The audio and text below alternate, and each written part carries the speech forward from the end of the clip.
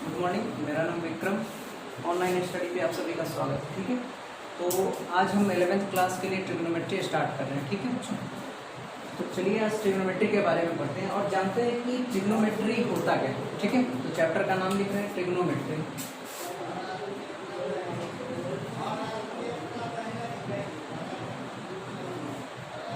हिंदी वाले त्रिकोणमिति। त्रिकोणमिति आप सभी जानते हैं कि क्या होता है ट्रिग्नोमेट्री। सबसे पहली बात, तो ट्रिग्नोमेट्री का मतलब क्या होता है कि स्टडी ऑफ ट्रायंगल। आप ट्रिग्नोमेट्री हेडिंग डाल के लिख लीजिए कि स्टडी ऑफ ट्रायंगल।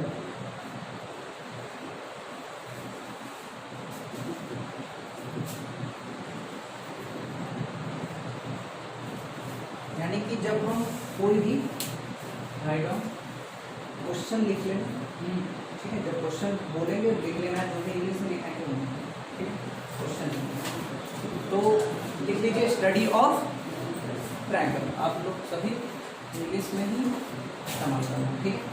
चलिए, तो आप लिखिए कि स्टडी ऑफ ट्रायंगल, यानी कि हमको ट्रिग्नोमेट्री में बेसिकली स्टडी करना है ट्रायंगल्स के बारे में कि ट्रायंगल्स होते क्या है, कैसे इसका हम साइड वगैरह के निकालेंगे, एंगल निकालेंगे, उस सभी के बारे में हम चर्चा करेंगे ट्रिग्नोमेट्री में। अब ट्रिग्नोमेट्री का इस्तेमाल बेसिकली होता कहाँ है, तो आदमी बता सकते हैं कि ट्रिग्नोमेट्री का इस्तेमाल हम करेंगे वहीं पढ़े होंगे, तो बताइए कि इन डेली लाइफ में कहाँ पे हम ट्रिग्नोमेट्री का इस्तेमाल करें।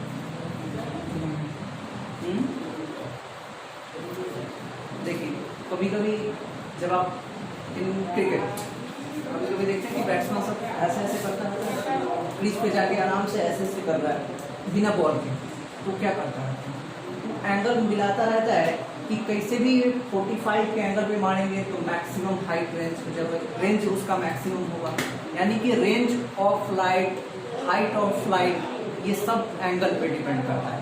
कोई अगर मान लेते हैं कि कहीं से टाइड, मतलब जैसे हो रहा है ना कि बहुत तेजी से कोई तूफान आ रहा है, ठीक है, तो सबका इस्तेमाल हम एंगल के द्वारा पता लगा सकते हैं कि वो कहाँ से आ रहा है, कितनी जल्दी हमारे इस जगह पे पहुँच जाएगा। फिर बिल्डिंग बनाते हैं तो उसमें एंगल मिलाते हैं कि कितने डिग्री पे हमको क्या करना है, ठीक है। तो बहुत सारा यूजेस है, और इंजीनियरिंग में तो खासकर ही, जैसे कि सबसे पहली बात तो आप मैप देखे हो, मैप क्या होता है, तो मैप में आपको पता है कि भारत कितने डिग्री पे, अक्षांश, देशांतर, ये सब तो सुने होंगे। तो उस सब में भी देखते हैं कि 82.5 डिग्री पे बोलते हैं कि भारत 82.5 डिग्री पे, तो आखिर में ये डिग्री होता क्या है, तो ये सब मैथ में सबसे ज़्यादा इस्तेमाल होता है डिग्री वगैरह। तो ये सारा का जो हम एजुकेशन हम लेंगे वो सब हम ट्रिग्नोमेट्री में लेंगे, ठीक है। तो इत्मीनान से पढ़िए कि कोई बहुत भारी चैप्टर नहीं, लेकिन बहुत इजी भी नहीं, ठीक है। तो हम धीरे धीरे पहले ट्रायंगल के बारे में जानते हैं कि ट्रायंगल होता क्या है। तो देखिए, ट्रायंगल को क्या लिख सकते हैं, ये ट्रायंगल है और इसमें कितने साइड्स होते हैं, 3। तो चाहिए तो नोट कीजिए, नहीं तो नहीं मत कीजिए। 3 साइड्स हो गए, और साइड्स कैसे लिखते हैं, ए बी बोलते हैं ना, ए बी साइड होगा इसका, फिर बी सी इसका साइड होगा, फिर क्या होगा, ए सी साइड होगा। चलिए, लेकिन साइड के डिनोट हम करते हैं ऐसे भी, ए के सामने स्मॉल लेटर में भी ए लिख के हम साइड बता सकते हैं, बी के सामने स्मॉल बी, सी के सामने में स्मॉल सी, ये सारा साइड ही होगा, ए बी सी, ठीक है। और 3 वर्टिसेस, वर्टिसेस क्या होता है, ये ए कोना, ठीक है, कोना सब क्या होता है, सब वर्टिसेस। तो ए बी सी ये वर्टिसेस होते हैं, ठीक है। 3 साइड्स एंड 3 वर्टिसेस और 3 एंगल्स। एंगल कौन कौन से होंगे, ये एंगल, ये एंगल और ये एंगल, 3 एंगल होंगे ना। तो एंगल का जो नोटेशन होता है, ये एंगल इसको बोलते हैं angle A, angle B, angle C, ऐसे भी लिख देते हैं। लेकिन अगर हमको जनरली लिखना है एंगल को, तो कभी कभी ऐसे में दिक्कत हो जाएगा। जैसे कि अगर हम इसको बीच में बांट दें तब तो दो एंगल हो गए। अब इसको तो हम एंगल बी नहीं बोल सकते ना, अगर हम इस यहाँ पे ठीकता है तो इसको क्या बोलेंगे, इसके नाम के लिए अलग इसका नाम लिखना होगा। वो आपका अच्छा ए है तो इसको लिख सकते हैं बी ए सी। इस एंगल को ये लिखेंगे ना बी ए सी, तो इस ए को ये भी लिख सकते हैं बी ए सी। एंगल वही होता है जो बीच में लाइन करेगा, ठीक है। तो क्लियर है, तो ये सब तो आपको आता नहीं होगा। दूसरी बात,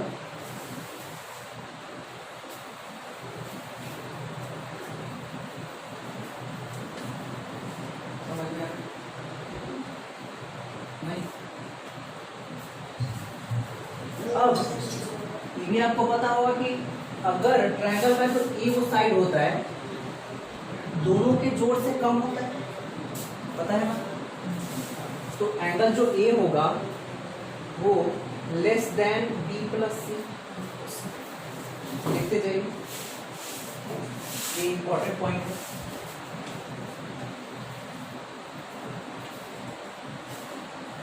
एंगल ए जो होगा वो बी प्लस सी से बड़ा होगा। एक्चुअली में ये कह रहे कि एंगल का जो सबसे बड़ा जो साइड होगा, एंगल का जो सबसे बड़ा साइड होगा,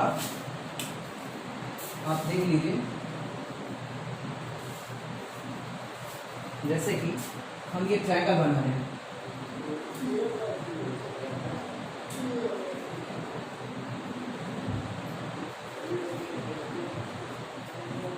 ये ट्रायंगल, इस ट्रायंगल में एक बात आप हमेशा याद रखो कि ए बी और बी सी को जब जोड़ेंगे तो ए सी जो होगा, ए सी सबसे बड़ा लग रहा है, लेकिन ए सी उतना भी बड़ा नहीं है जितना कि इन दोनों का जोड़ आ सके। यानी कि अगर हम किसी भी दो साइड को जोड़ देंगे तो हमेशा वो तीसरे से क्या होगा, बड़ा होगा। अगर जैसे कि अगर हम आपसे पूछे कि 3 4 5 इतने लेंथ का ट्रायंगल पॉसिबल है कि नहीं, 3 4 5 इतने लेंथ का ट्रायंगल पॉसिबल है कि नहीं, पॉसिबल है। तो देखेंगे कि भाई 4 और 5 कितना होता है, 9, 3 से बड़ा है ना।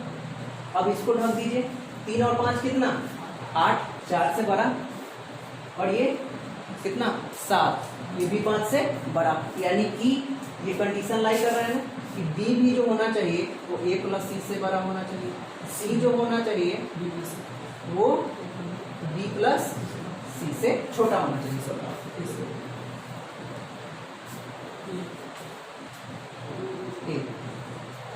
क्लियर। अब हम अगर ये कह दें कि 3 2 6 ये ट्रायंगल कभी पॉसिबल है कि नहीं, इतने लेंथ का ट्रायंगल हो सकता है कि नहीं,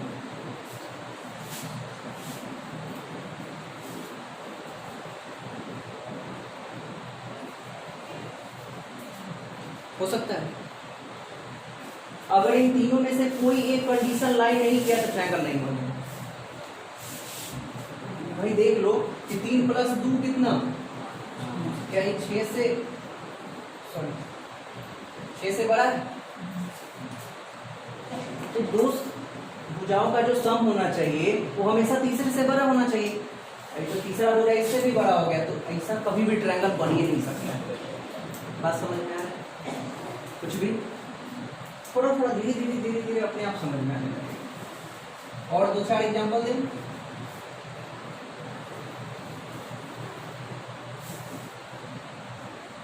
और 4 5 10 हो सकता है ट्रायंगल? नहीं, क्योंकि 4 और 5 10 से छोटा हो गया। हमेशा 2 का सम तीसरे से बड़ा होना चाहिए तभी ट्रायंगल पॉसिबल है, नहीं तो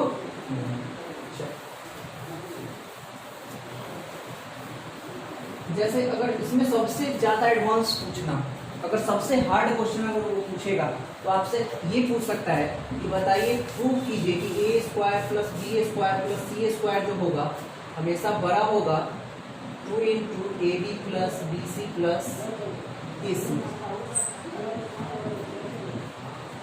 1 मिनट का टाइम है, जरा आप लोग प्रूव करके बता दीजिए। इसी से ये प्रूफ होगा, इतना हिंट है, आप सोच के थोड़ा सा बना के देखिए कि ये इतना आता है कि ए स्क्वायर बी स्क्वायर और सी स्क्वायर जो होगा इससे छोटा होगा, ठीक है।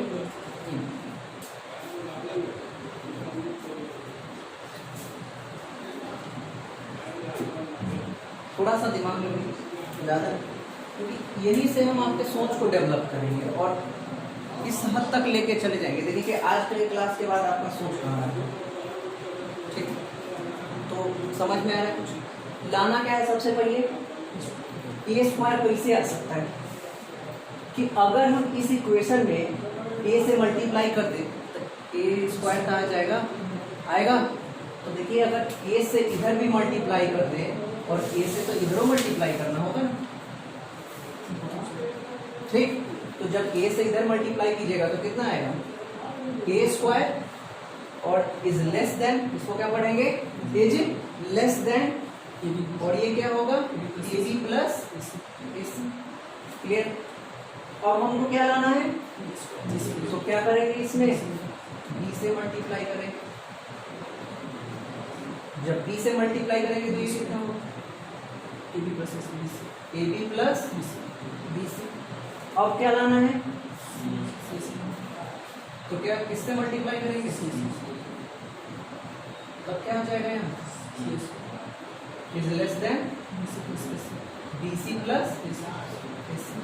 अब क्या करेंगे इन तीनों को, सिंपल सी बात है, यहाँ जब सम है तो सम करेंगे तो कितना आ जाएगा, A plus B, A square plus B square plus C square is less than कितना, ए बी और ए बी कितना, ए बी 2ab, ए सी कितना 2ac और बी सी कितना 2bc, और 2 क्या हो जाएगा, तो कितना लिख देंगे, A square plus B square plus C square, A B plus B C plus, फटाफट नोट।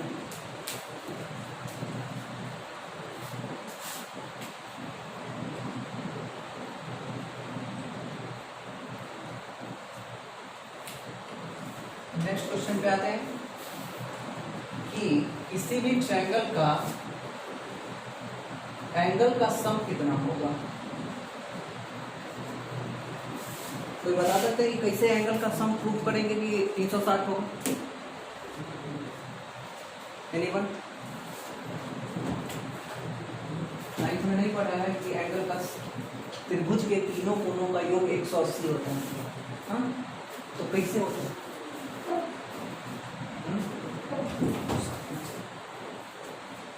कोई नहीं, त्रिभुज के तीनों कोणों का योग इक्विलैटरल, दूसरा नहीं। देखिए आपको करना ये है कि अगर BC के पैरेलल एक लाइन खींच ले, BC के पैरेलल एक लाइन कंस्ट्रक्ट कर ले, यहाँ ये जो लाइन होगा तो BC के क्या होगा, पैरेलल होगा।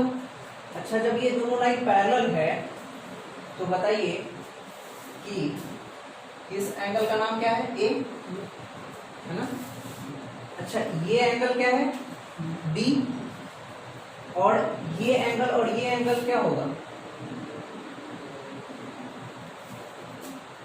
दो पैरेलल लाइन के बीच का ये एंगल, इसको क्या कहते हैं, अल्टरनेट एंगल, एकांतर कोण हिंदी में। तो एकांतर कोण क्या होता है, बराबर। तो अगर ये B है तो ये कितना हो जाएगा, D। तो यहाँ भी तो एकांतर कोण होगा, ये C है और ये भी अल्टरनेट, तो अल्टरनेट ये भी C। और आप जानते हैं कि किसी भी स्ट्रेट लाइन पे कितना एंगल बनता है, 180 बनता है। तो A plus B plus C कितना हो जाएगा, क्लियर।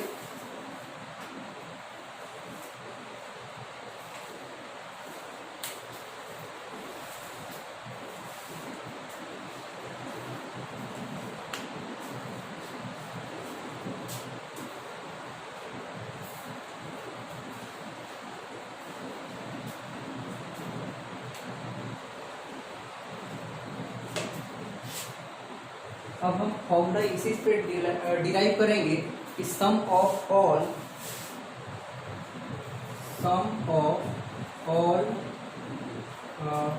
इंटीरियर एंगल्स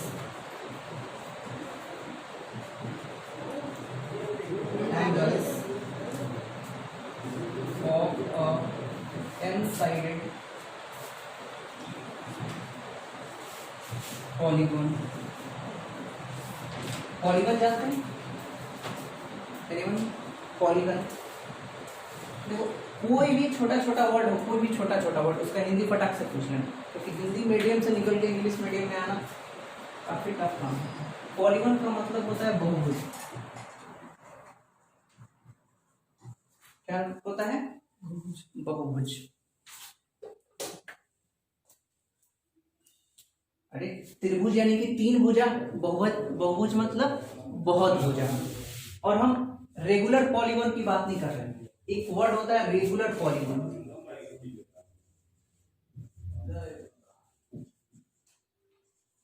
हिंदी में समबहुभुज, यानी कि बहुभुज तो होगा लेकिन सारा भुजा उसका क्या होना चाहिए? बराबर होना चाहिए, तब तो कहलाएगा रेगुलर पॉलीगन। लेकिन हम सिर्फ अभी निकाल रहे हैं कि sum of all interior angle of a n sided polygon, यानी कि कोई भी पॉलीगन के इंटीरियर एंगल का सम कितना हो सकता है, आंतरिक कोणों का योग, अगर हम हिंदी में कहें तो एन साइडेड पॉलीगन। आप सबसे पहले तो आप ये प्रूव कर चुके ना कि ट्रायंगल का सम कितना होता है, एंगल का 180। तो अगर हम कह दें कि कोई भी, अगर मान लेते हैं ये क्या हो गया ABCD, और ये एक बात याद रखना बच्चों कि हमेशा जो हम नोमेनक्लेचर करते हैं साइड का, ठीक है, एक मिनट, ठीक है, तो अब हम फॉर्मूला डिराइव करेंगे कि क्या होता है किसी भी पॉलीगन का सम कैसे निकालेंगे इंटीरियर एंगल का, क्योंकि फॉर्मूला एक्चुअली में कुछ होता नहीं है, खुद हम बनाते हैं कि फॉर्मूला आना चाहिए आपको बनाना। तो जैसे कि यहाँ पे प्रूफ कर लिए कि 180 होता है, वैसे ही आप बताइए कि इसका सम कितना होगा। आप जानते ही होंगे कि अगर हम इसके चारों एंगल को जोड़े तो कितना आएगा, 360 आएगा, पता है ना कैसे आएगा वो 360, क्योंकि इसको तो दो भाग में बांट सकते हैं ना, दो भाग में बांटिए तो ये क्या बन गया, दो ट्रायंगल, दो ठो ट्रायंगल बना, ये वो ट्रायंगल का जब 180 तो दो को ट्रायंगल का सम कितना, 360 पक्का। तो यानी कि किसी भी फिगर को हम ट्रायंगल्स में बांट के उसका सम निकाल सकते हैं। अगर ऐसा फिगर हम दे दें, ये, अब इसका सम कैसे निकलेगा, ABCDE,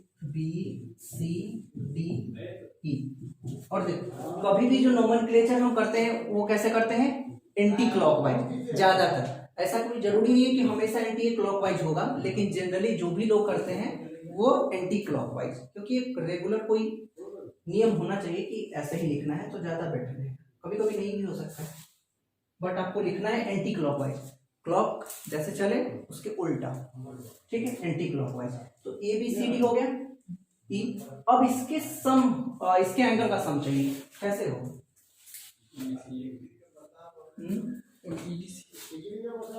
क्या करेंगे, ट्रायंगल बनाएंगे, एक ट्रायंगल इससे, एक ट्रायंगल इससे और तीसरा, यानी कि पहला ट्रायंगल, दूसरा ट्रायंगल, तीसरा ट्रायंगल, यानी कि 180 को किससे मल्टीप्लाई करेंगे, 30 से 18 3 54 540, ठीक है,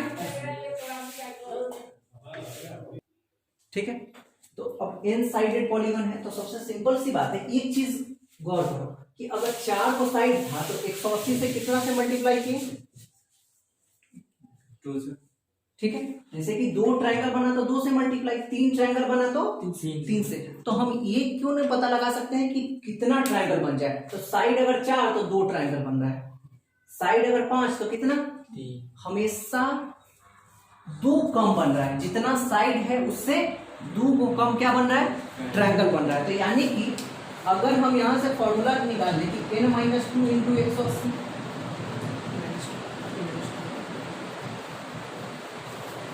किसी भी रेगुलर पॉलीगन या नॉन रेगुलर हो, एन साइडेड पॉलीगन हो, सीधा पॉलीगन हो, अगर उसका साइड हमको पता चल जाए कि अगर 6 साइड है, किसी भी पॉलीगन के 6 साइड है, तो उसके एंगल का सम कितना होगा, निकाल के बताइए। 6 साइड है बिल्कुल, तो यहाँ से 6 साइड है तो यानी कि कितना 6 माइनस 2 इंटू 140, यानी कि 4 गुने 180, 720। क्लियर? यानी कि हम आसानी से निकाल सकते हैं ना, कोई भी हो फॉर्मूला भी निकल गया कि n माइनस 2 इंटू 180। अगर फॉर्मूला याद नहीं है तो फटाफट, अगर 6 साइड है 1 2 3 4 5 6 हो गया ना 6 साइड, अब 6 साइड का क्या निकाल लेंगे हम, फटाफट क्या बना देंगे, ट्रायंगल बना देंगे। कितना ट्रायंगल बना, 1 2 3 4, 4 गुने 180। फॉर्मूला भी बन गया और डेरिवेशन भी हमको पता है कि कैसे करना है। ठीक है, चलिए अब नेक्स्ट क्वेश्चन पे आते हैं। फॉर्मूला कर दिया, कितना साइड है, n माइनस 2। n क्या है यहाँ, n साइडेड पॉलीगन, तो आप लिख सकते हैं sum of all interior angles of n sided polygon, उसके नीचे करके लिख दीजिए n minus 2 into 180। Next question पे आते हैं।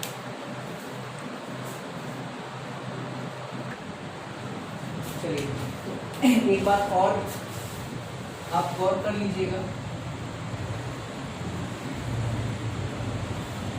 देखिए अगर ये ट्रायंगल एबीसी है,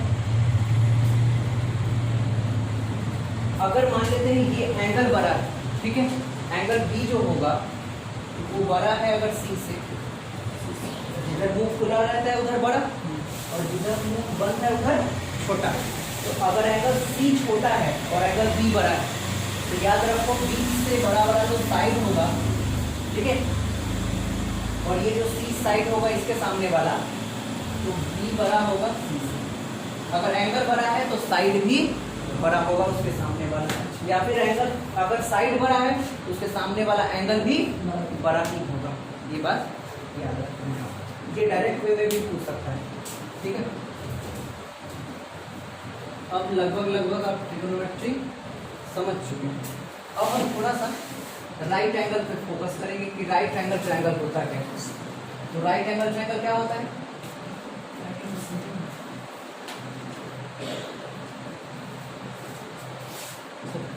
ट्रायंगल के तीनों टाइप बताइए।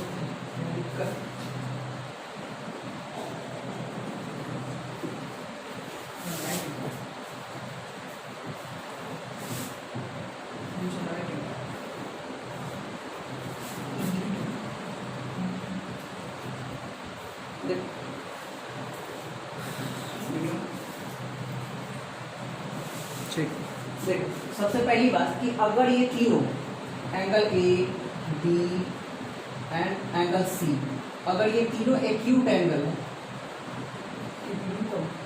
एक्यूट एंगल मतलब 90 से छोटा है, न्यू को, ठीक है, सबका जो एंगल होना चाहिए वो 90 से छोटा होना चाहिए, तब ये कैसा होगा, क्या नाम होगा इसका, एक्यूट एंगल ट्रायंगल। लेकिन हमको अभी पढ़ना नहीं है, ठीक है। अगर किसी एक साइड एक एंगल कोई भी अगर 90 हो जाए, एक एंगल कोई भी, दूसरा तो पॉसिबल ही नहीं कि दूसरा भी 90, सिर्फ एक ही कोई 90 होगा तो वो राइट एंगल ट्रायंगल कहलाएगा।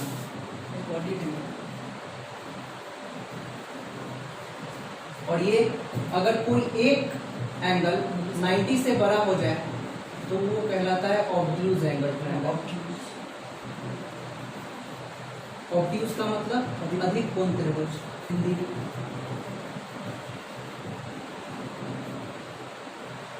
ठीक है, ये नोट कर लीजिए। लेकिन हमको काम किसका है ट्रिगोनोमेट्री में, राइट एंगल का।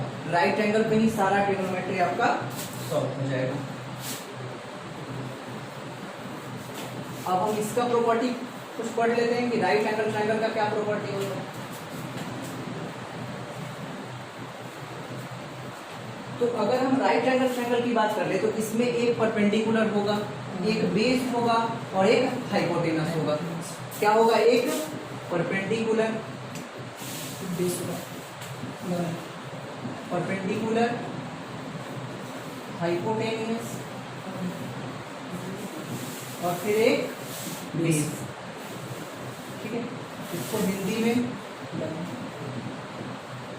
इसको कर्ण एवं आधार। ठीक है, राइट एंगल ट्रायंगल में तीन चीज होगा, लंब, कर्ण और आधार। Perpendicular, hypotenuse and base. जो सबसे बड़ा होगा वो होगा आपका कर्ण। ठीक है, यानी कि हम सबसे पहले हाइपोटेनस को ही पहचान सकते हैं। ठीक है, हाइपोटेनस आपका कौन हो जाएगा? एसीसी, यानी कि ये आपका हाइपोटेनस हो गया। ठीक है, अगर हाइपोटेनस पहचाना गया तो क्या आप बता सकते हैं कि बीसी और एबी क्या होगा? अच्छा, ये परपेंडिकुलर और ये बेस। गलत। हम डिसाइड ही नहीं कर सकते हैं कि इसमें परपेंडिकुलर कौन होगा, बेस कौन होगा। अगर हम थीटा यहाँ रख देते तब। ठीक है, तो सबसे पहले ये जरूरी है कि आपका एंगल कहाँ है, कि हम मेजर कहाँ से कर रहे हैं। ठीक है, आपका ऑब्जर्वर कहाँ बैठा हुआ है, तो ऑब्जर्वर अगर यहाँ बैठा हुआ है तो तब ये सही है। अपोजिट साइड क्या हो जाएगा? थीटा के अपोजिट साइड वाला परपेंडिकुलर, एंड थीटा से जो सट के बैठा हुआ है वो क्या करना है? बात समझ में आ रहा है? हाइपोटेनस कभी होगा, हाइपोटेनस तो फिक्स है, उसके लिए तो कोई टेंशन नहीं है। समझ में आ गया ये चीज? अब इन तीनों में कोई रिलेशन होता है? क्या रिलेशन होता है? यानी कि हाइपोटेनस को हम h लिख सकते हैं ना, तो h का स्क्वायर जो होगा वो परपेंडिकुलर के स्क्वायर प्लस बेस के स्क्वायर के बराबर होगा। कोई आदमी इसको प्रूव कर सकते हैं कि कहाँ से ये आया ज्योमेट्रिकली?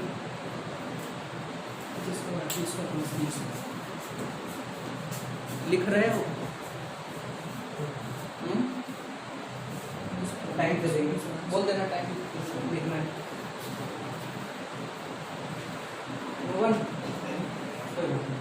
ज्योमेट्रिकली अगर प्रूव करना चाहेंगे तो एक बार हम इसको मिटा के कर देते हैं।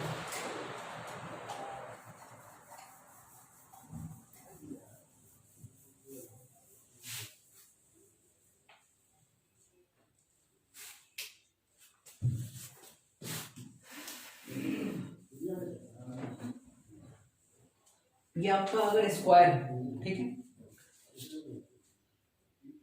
अब मान लीजिए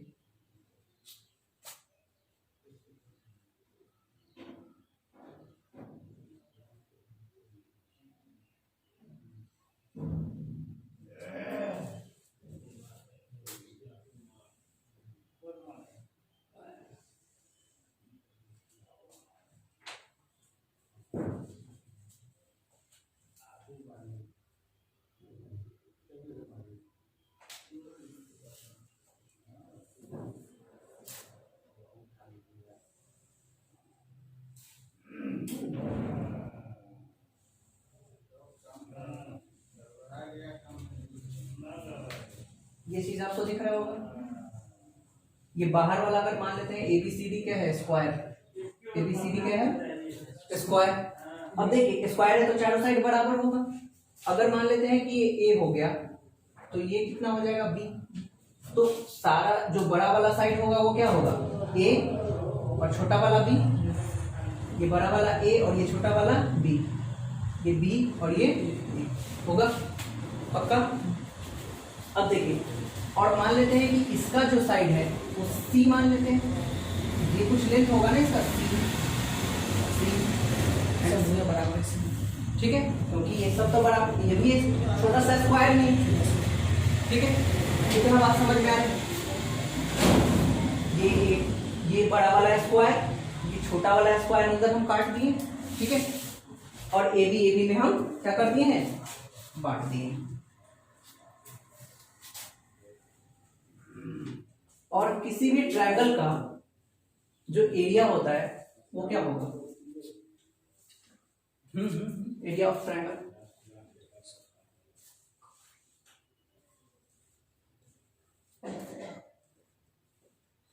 अच्छा, अगर हम ये कह दें कि ये बड़ा बड़ा जो ट्रायंगल है, area of ABCD, area of ABCD क्या होगा?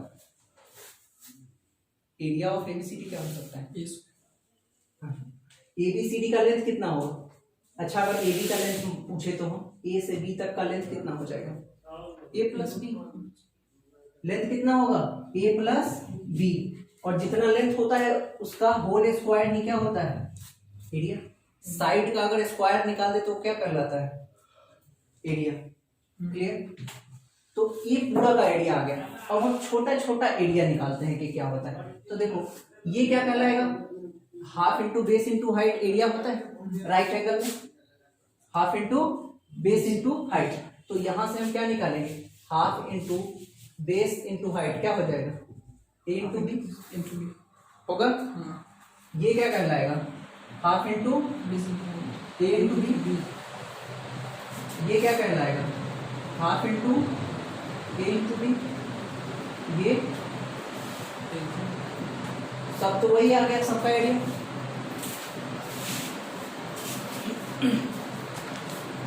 अब देखिए ये क्या है? छोटा सा स्क्वायर है, इसका एरिया क्या हो जाएगा? सी स्क्वायर। अब जब हम इन सभी को जोड़ेंगे तो यहां से क्या आएगा? Half A B, half A B, फिर हाफ ए बी, फिर हाफ ए बी, फिर हाफ ए बी। ये चारों पोर्शन जुड़ा। अब फिर बीच वाला पोर्शन जोड़ेंगे, तब दोनों का जो एरिया होगा ऊपर से निकालेंगे बड़ा वाला 100 और अंदर से पार्ट को इंटीग्रेट करके, यानी कि जोड़ जोड़ के जो लिखे हैं 100 दोनों बराबर। इसका एरिया क्या होता है? ए प्लस बी का होल स्क्वायर क्या लिखते हैं? A square plus B square plus 2ab होगा।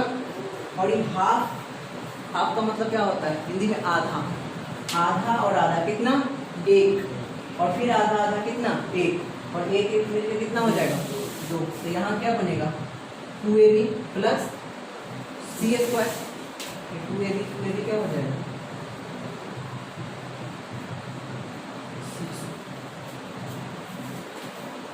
ये ज्योमेट्रिकली प्रूफ ऑफ सी क्या है? सबसे लंबा साइड। तो सबसे लंबा साइड क्या होता है? हाइपोटेनस। एक बेस और एक परपेंडिकुलर। क्लियर? फटाफट नोट करिए।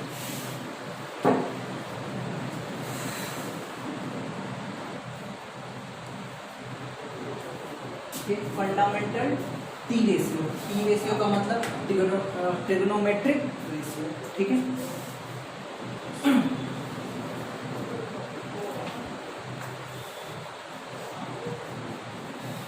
हो गया। देखिए दो फंडामेंटल ट्रिग्नोमेट्रिक रेशियो होते हैं। कितने रेशियो होते हैं? 2। कौन कौन से?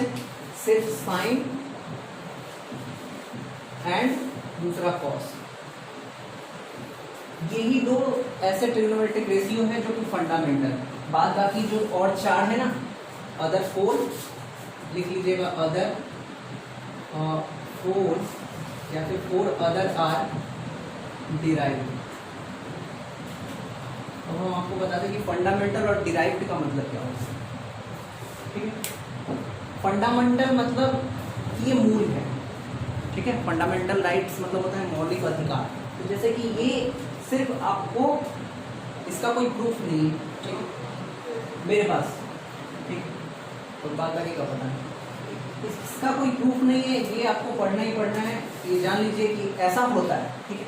लेकिन बाद बाकी जो होता है इसके अलावा जो आप जानते हैं, ठीक है, इसके अलावा भी आप जानते हैं कि कोसेक थीटा होता है, दूसरा सेक थीटा होता है, टैन थीटा और कॉट थीटा। तो ये चारों डिराइव होते हैं। डिराइव का मतलब होता है कि फंडामेंटल का यूज करके बनाया गया है। ठीक है? फंडामेंटल का यूज करके ये चारों बनाया गया है। कैसे? तो 1/sin तो क्या कहलाता है? कोसेक कहलाता है। यानी कि साइन का इस्तेमाल करके कोसेक को बनाया गया है। इसका मतलब कि कोसेक क्या है? डिराइव्ड है। डिराइव्ड टी रेशियो ही बोल सकते हैं। ठीक है? Derived T ratio. सेक किसका इस्तेमाल करके हम बनाते हैं? 1/cos ही तो सेक होता है, तो cos का इस्तेमाल करते हैं, सेक बनाते हैं। और tan कैसे बनता है? साइन बटे कॉस से ही क्या बनता है? अब कुछ बचेगा कि ये भी तो P बटे H होता है, सॉरी P बटे B। तो बच्चों पहले साइन बटे कॉस होता है, बाद में P बटे B होता है। तो भी हम डिस्कस करेंगे कि कैसे। तो ये तो आप जानते हैं कि P बटे H और ये B बटे H, परपेंडिकुलर बटे हाइपोटेनस और बेस बटे हाइपोटेनस, ये सारा 10वीं का है। कोई भी आपको अलग से नहीं पढ़ाया। अभी तक तो जितना भी हम बात बताएंगे सारा 10वीं में पढ़ाया हुआ, कोई भी एक्स्ट्रा बात नहीं, ठीक है। और लास्ट में ही 11th का थोड़ा सा पोर्शन पढ़ेंगे, अभी तक सिर्फ 10वीं ही पढ़ेंगे अच्छे से। दूसरी बात कि तो इसी का इस्तेमाल करके ये सब आया हुआ है। अगर इसको आप उलट दें तो ये 1 बटे क्या हो जाएगा? P बटे H, H ऊपर चला जाएगा तो क्या बन जाएगा? H by P। ठीक उसी प्रकार से ये क्या बनेगा? H बाई B, ठीक है। और यहीं पे साइन बटा कॉस तो P बटे H और B बटे H से H क्या हो जाता है? कैंसिल, क्या आ जाता है? ठीक है। तो सारा का सारा क्या आ रहा है? डिराइव्ड आ रहा है, सबको डिराइव कर रहे हैं। इसको क्या लिखते हैं? कॉस थीटा बटे साइन थीटा। ये सारा कैसा क्वांटिटी है? डिराइव, ठीक है। तो यहाँ तक आपको समझ में आ गया होगा। आगे चले। अब देखिए, अब एंगल पे आते हैं। अब आप पढ़े होंगे, बड़ा मुश्किल से याद किए होंगे वो बॉक्स पूरे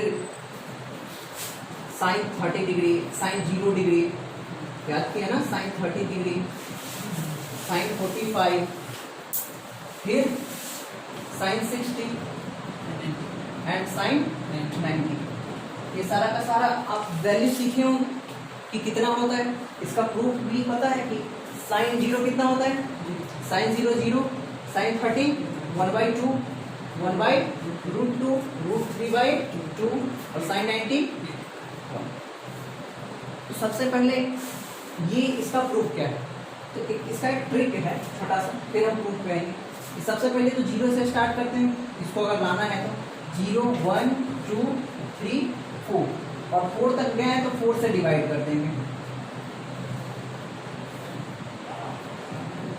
और फिर रूट लगा दीजिए। ये आ जाता है साइन का 5 एंगल का वैल्यू आ जाता है। ये कितना हो जाएगा? और ये कितना? 1/2 और ये कितना? 1/√2, क्योंकि 2 से तो 2 कट गया, 1 तो रूट से बाहर आ जाता है लेकिन रूट नहीं रह पाएगा। और ये 4 से 4 कटा 1, ये भी 1 देख रहे हैं, उसी का वैल्यू आ रहा है। तो ये तो न्यू यूजर्स के लिए जो अभी 10वीं में आते हैं उसको वैल्यू याद करना पड़ता है, ठीक है। पहले प्रोसेस को याद करना पड़ेगा, तो अभी याद करना, ठीक है। तो ये होता है। अब इसका प्रूफ कैसा है? कैसे हम कह सकते हैं कि sine 0 degree is equal to 0, ठीक है। तो इसको आज हम प्रूव कर लेते हैं कि साइन 0 कैसे होगा।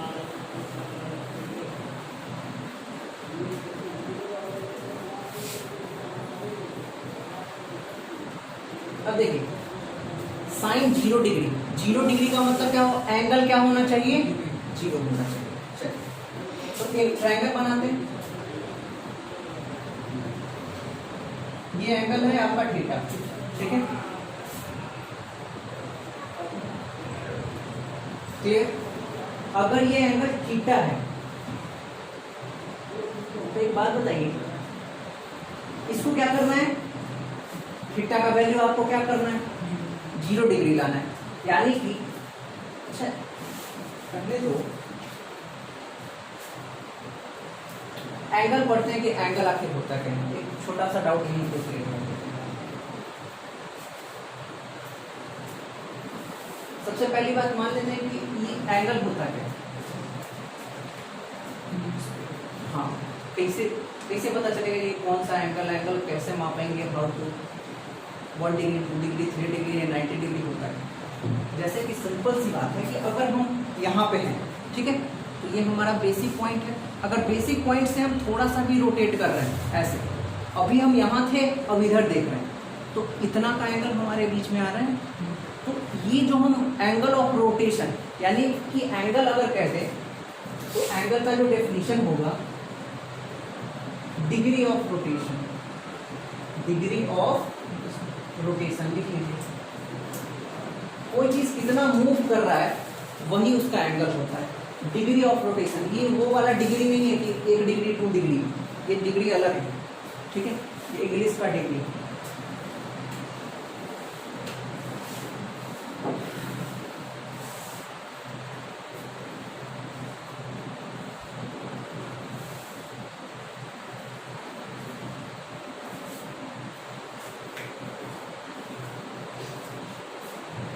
अब देखिए, अब अगर आप कहते हैं कि आप सबसे पहले तो एक छोटा सा नंबर लाइन आपको समझा दें कि यहाँ क्या होता है 0, और 0 से जैसे ही आगे आप बढ़ते हैं तो क्या होता है 1 2 3 4 ऐसे बढ़ता जाता है। यानी कि नंबर लाइन पे कोई भी वैल्यू ऐड होता रहता है, एक एक ऐड होता है। क्या होता है एक एक ऐड, एक के बाद 2 2 के बाद 3 ऐसे बढ़ता जाता है नंबर लाइन। वैसे ही माइनस में क्या होता है घटते जाता है वैल्यू, एक एक वैल्यू।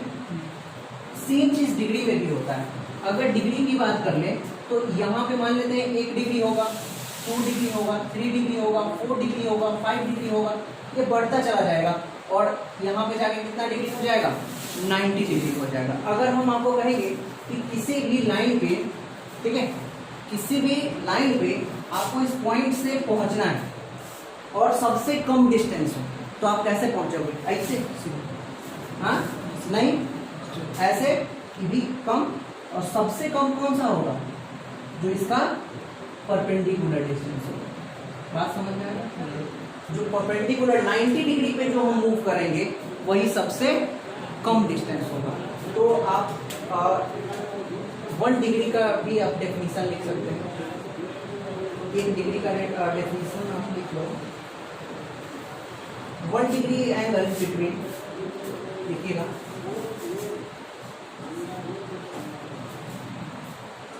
1 डिग्री, यहाँ से 1 degree is angle between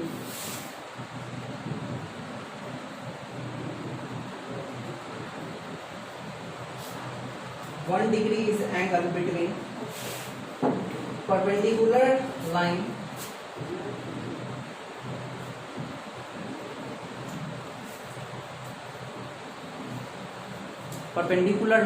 divided into 90 equal parts। ठीक है, ये परपेंडिकुलर को शॉर्ट में लिखने का तरीका है। ठीक है, अगर इतना बड़ा सा परपेंडिकुलर लिखने में दिक्कत है तो फटाक से परपेंडिकुलर आप लिख सकते हैं। तो परपेंडिकुलर लाइन यानी कि 1 degree is angle between perpendicular line divided into 90 equal parts. अगर इसको हिंदी में समझाना होगा हमको तो देखिए, परपेंडिकुलर लाइन कौन होगा? यही ना परपेंडिकुलर होता है। परपेंडिकुलर लाइन अगर इसमें हम 90 इक्वल भाग में इसको बांट दें, ऐसे ऐसे कर करके 90 इक्वल भाग में बांट दें, ठीक है, अगर ये 90 बराबर भागों में बट गया तो एक बराबर भाग का एंगल कितना होगा? 1 डिग्री। अगर एक बराबर भाग का एंगल 1 डिग्री तब ना 90 बराबर भाग का एंगल कितने? 90 डिग्री। तो बेसिकली आप 1 डिग्री का डेफिनेशन बता सकते हैं। तो हम यहाँ से अब बात कर लेते हैं 0 डिग्री। तो इसका मतलब है कि अगर हमको तो 0 डिग्री पे जाना था, ठीक है, तो यहाँ पे थीटा है, कुछ एंगल रहा होगा, मान लेते हैं कि ये 30 रहा होगा, ठीक है, ये 30 डिग्री था, तब ना ए यहाँ देख रहा है, यानी कि ए पहले यहाँ रहा, अब 30 डिग्री पे जाना है तो आराम से 30 पे घूम के गया होगा ये 30। अगर इसको कहते 0 पे आ जाओ तो क्या करेगा? घटाएगा एक एक करके, पहले तो 29 होगा, ठीक है, फिर 28, फिर 27, फिर 26, ऐसे कर करके फिर जब 0 आ जाएगा तो 0 कहाँ होगा? यहीं पे ना 0 होगा। यानी कि जहां से हम चले थे वहीं पे आ जाए। जैसे कि डिस्प्लेसमेंट आप पढ़े होंगे, विस्थापन, ठीक है, विस्थापन यानी कि जहां से चले और वहीं पे आ गए तो डिस्प्लेसमेंट 0। ठीक उसी प्रकार से अगर हम एंगल को जहां से थे और वहीं पे आ गए, ठीक है, रिटर्न आ गए वहीं पे, यानी कि दूसरे जगह से अगर घूम के आ जाएंगे तो एंगल बढ़ता जाएगा, ठीक है, लेकिन अगर हम यहाँ से फिर वापस आ गए यहीं पे तो क्या हो गया? एंगल 0 हो गया। तो एंगल जब 0 हो गया तब फिगर कैसा बन रहा है देखने में? अगर 20 से ये सी था और ए भी कहाँ आ गया? ए भी यहीं पे आ गया ना, तब तो एंगल 0 हुआ। तो एक बात बताइए, साइन थीटा का क्या डेफिनेशन होता है? साइन का क्या होता है फॉर्मूला? P/H। अब बताइए इसमें परपेंडिकुलर कितना होगा? परपेंडिकुलर कितना? ये नहीं, परपेंडिकुलर तो गायब। तो परपेंडिकुलर जब गायब हो गया तो परपेंडिकुलर लिखेंगे कितना? 0। और 0/H कितना होता है? तो साइन 0 डिग्री का वैल्यू कितना हो जाएगा?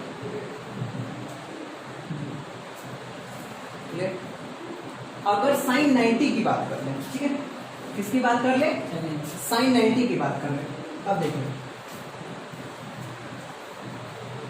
यही से हम 90 की बात करते हैं। अगर यही b 0 पे है, अब ये 90 एक 1 बढ़ेगा, 1 बढ़ेगा, 2 3 4 5 6 7 8 ऐसे चला जाएगा, तब 90 क्या आएगा? यानी कि 90 पे ये ऐसा दिख रहा होगा,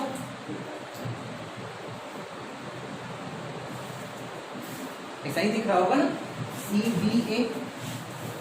और एक बात गौर कीजिए कि जब ये इस पे आया था तो ये C से B का लेंथ और C से A का लेंथ क्या था? एक बराबर, तब ना 0। ये दोनों का लेंथ क्या था? एक बराबर था, यानी कि BC किसके बराबर था? AC के बराबर। क्लियर? अब एक बात बताइए,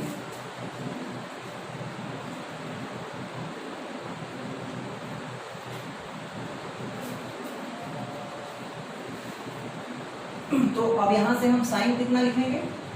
90 डिग्री। क्या हो जाएगा?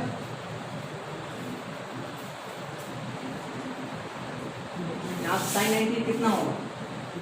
परपेंडिकुलर बटे हाइपोटेनस।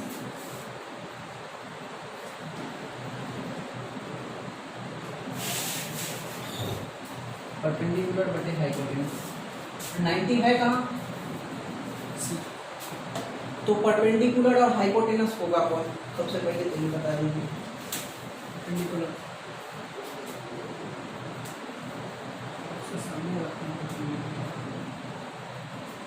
अब एक चीज जब आप प्रूव कर चुके हैं और सेम चीज वहां भी है, अब खुद से जब दिमाग नहीं लगेगा इसका मतलब आप सोच नहीं पा रहे। तो कैसे होगा? हम ही अगर सब कुछ बताए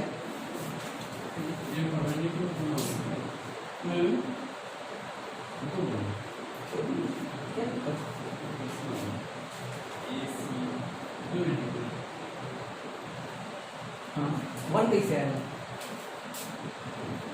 AC तो परपेंडिकुलर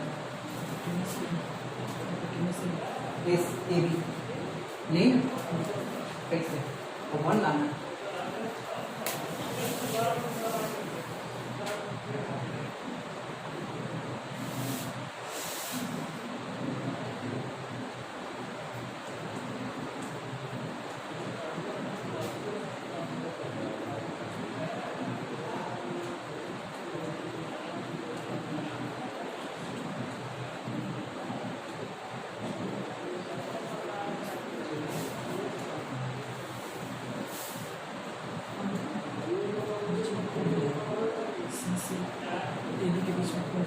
C से बीच में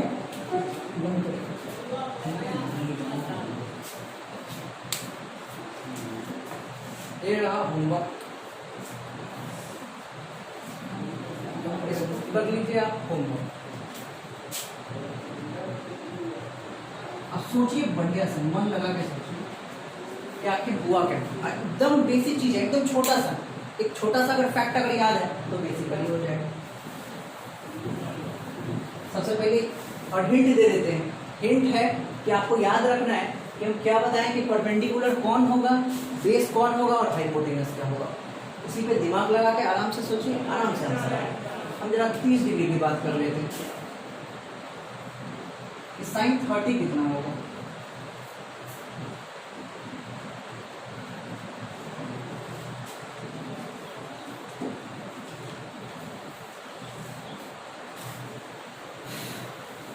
साइन 30 डिग्री लाना है तो कैसे ला सकते हैं? कोई ऐसा आप उपाय बताओ, कोई ऐसा ट्रायंगल बताओ बना के जहां पे 30 डिग्री आ सके। एकदम एक्चुअली 30 डिग्री होना चाहिए परफेक्ट। तो सबसे पहले तो आप क्या करो, 30 का तो नहीं 60 का आपको पता होगा कि इक्विलैटरल 60 का होगा। अगर हम ये इक्विलैटरल बना लें तो इसका कितना डिग्री का हो जाएगा, 60 का। अगर हम इसका परपेंडिकुलर बाइसेक्टर अगर कर दें 30 तभी कितना हो जाएगा,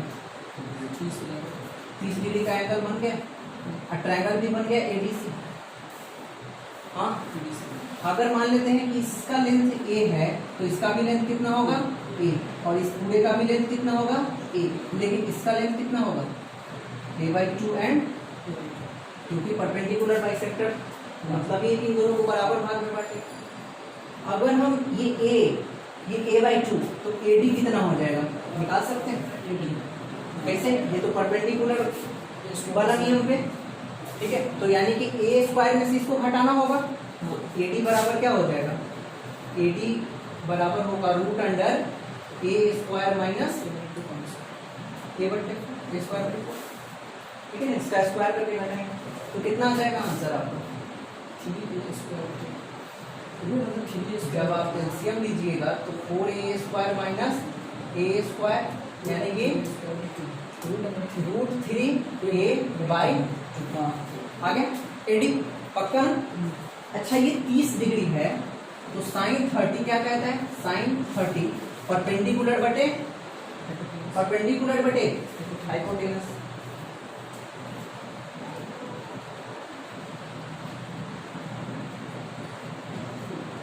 अच्छा, परपेंडिकुलर कितना है, ए परपेंडिकुलर है, a/2 है,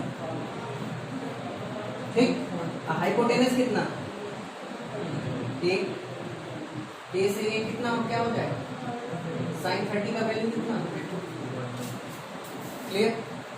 इक्वेला निकाले हैं तो एडी, इसका कोई जरूरत नहीं है जरूरत साइन 60 के लिए। जब साइन 60 इसका मतलब एंगल ई वाला, तो परपेंडिकुलर कौन, AD बटे AC, क्लियर। तो AD कितना हो जाएगा, √3a/2 इंटू AC कितना, a, इसलिए से a कैंसिल, √3 साइन 60 का वैल्यू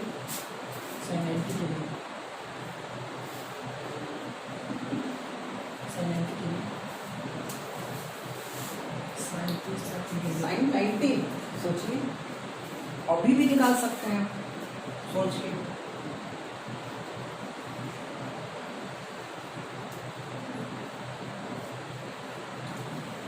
क्लियर। जब साइन का निकल गया उसी प्रकार से हम कॉस का भी वैल्यू निकाल सकते हैं, सबका, टैन का भी निकाल सकते हैं। तो होमवर्क में और ऐड कर लीजिए, साइन 90 तो आपको सोचना ही है, बाद में कि जो ऑल टी रेशियो है सबका वैल्यू आपको निकाल के लाना ज्योमेट्रिकली, यानी कि cos 30, cos 0, cos 90 सबका वैल्यू बजाते से बना के लाना। पहले तो गाड़ी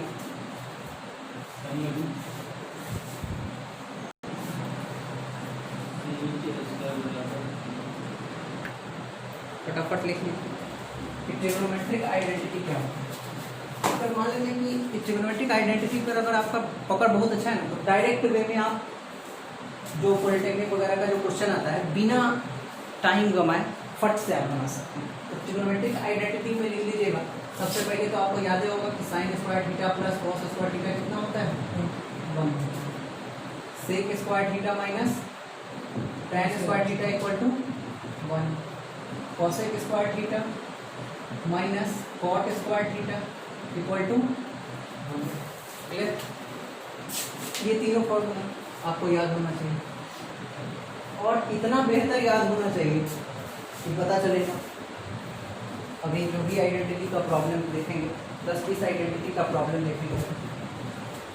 अब एक चीज़ और याद होना चाहिए कि sec theta plus tan theta अगर मान लेते हैं टी होगा, ठीक है, तो sec theta minus tan theta कितना होगा,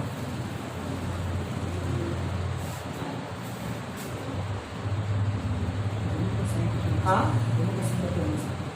कितना होगा, डायरेक्ट निकालना है। ई पी है तो ई कितना हो सकता है, 1/p है कि पता है कि a plus B, A square B square बराबर 1, तो a plus B A minus B, A plus B A minus B, ये मल्टीप्लाई में उधर चला जाएगा, नहीं समझ में आया तो आराम से समझिए।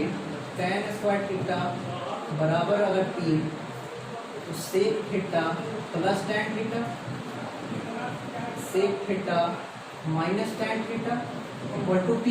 निकालना है माइनस वाला तो प्लस वाला को उधर भेजना होगा, ठीक है। p थोड़ी 1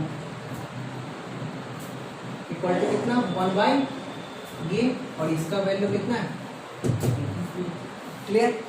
तो ठीक उसी प्रकार अगर दे दे कि cosec theta minus cot theta बराबर अगर p, तो cosec theta plus cot theta बराबर 1 बाई p, क्लियर। क्वेश्चन को सॉल्व नहीं कर सकते, क्वेश्चन को सॉल्व करके जैसे कि इक्वेशन दिया तब देगा तब अब आगे निकाल सकते हैं। तो सेक थीटा का वैल्यू पूछेगा तब हम सॉल्व करके बनाएंगे ना।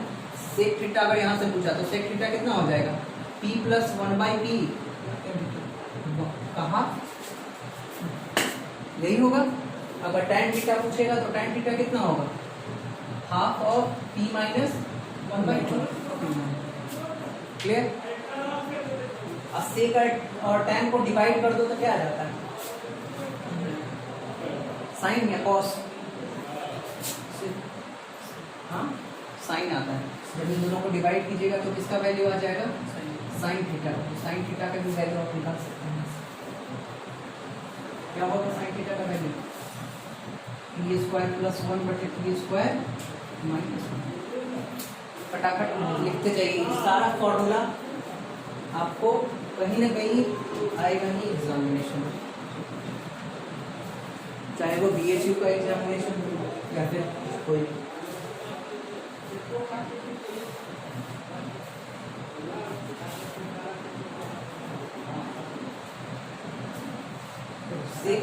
कैसे आता है, अगर थोड़ा सा दिमाग लगाएंगे, 1 बाई कॉस होता है और ये होता है साइन बटा कॉस, ठीक उल्टा आ गया, कब जाएगा उल्टा माइनस वाला ऊपर जाएगा,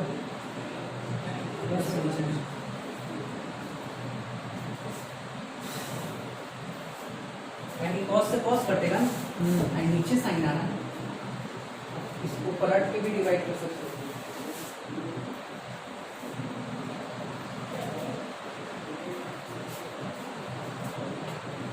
ठीक है, आइडेंटिटी फॉर्मूला क्लियर। अब आइडेंटिटी पे क्वेश्चन करवा दें।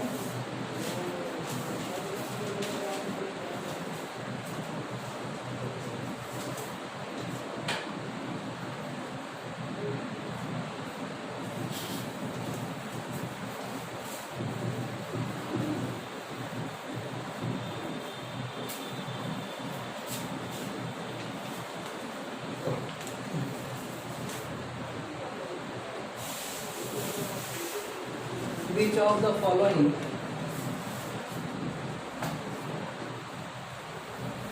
reduces to unity? पहला क्वेश्चन है sin a to sec a root under cosec square a minus 1। फटाफट हम क्वेश्चन लिख रहे हैं, फटाफट आपको रिड्यूस टू 1 यानी कि सबका आंसर एक ही आएगा। आप प्रूफ करके दिखा दीजिए कि सबका आंसर एक आ रहा है। दूसरा क्वेश्चन है 1 plus tan square a 1 minus sine square a क्या होगा। तीसरा क्वेश्चन है 1 plus sine square a 1 plus cosec square है क्या होगा इसका आंसर। चौथा क्वेश्चन है tan स्क्वायर है इंटू साइन स्क्वायर है बटे में tan स्क्वायर है माइनस साइन स्क्वायर। फटाफट इतना क्वेश्चन 2 मिनट का टाइम दे रहे हैं, चटाचट सबका आंसर लेके आइए।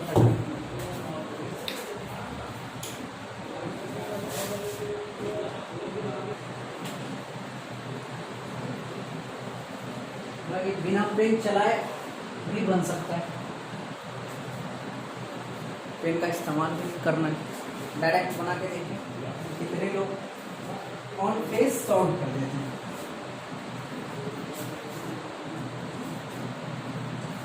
चलिए टाइम अप होता है, अब हम बनाते हैं इस क्वेश्चन। ठीक है, सबसे पहले तो आपको ये सोचना है कि किसको रोकना है और किसको छेड़ना है। चलिए बंद कीजिए, हो जाएगा। ठीक है, सॉल्यूशन वैसे नहीं बनाना है। अब 10वीं खत्म, बोर्ड खत्म, तो अब तो उतना लिखना उतना का झंझट नहीं है। अब आइडेंटिटी का इस्तेमाल करना है, अपने दिमाग का इस्तेमाल करना है। दिमाग कहता है कि साइन इंटू सेक टैन होता है, आया ना? साइन इंटू सेक टैन होता है टैन।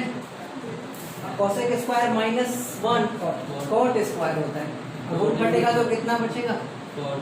और टैन इंटू कॉट कितना होता है? जरूरत नहीं है पेन चलाने का। ठीक है, दूसरी बात 1 प्लस टैन स्क्वायर थीटा कितना होता है? और 1 प्लस साइन स्क्वायर कॉस, और सेक इंटू कॉस कितना? 1। ये कैसे बिना पेन चलाए?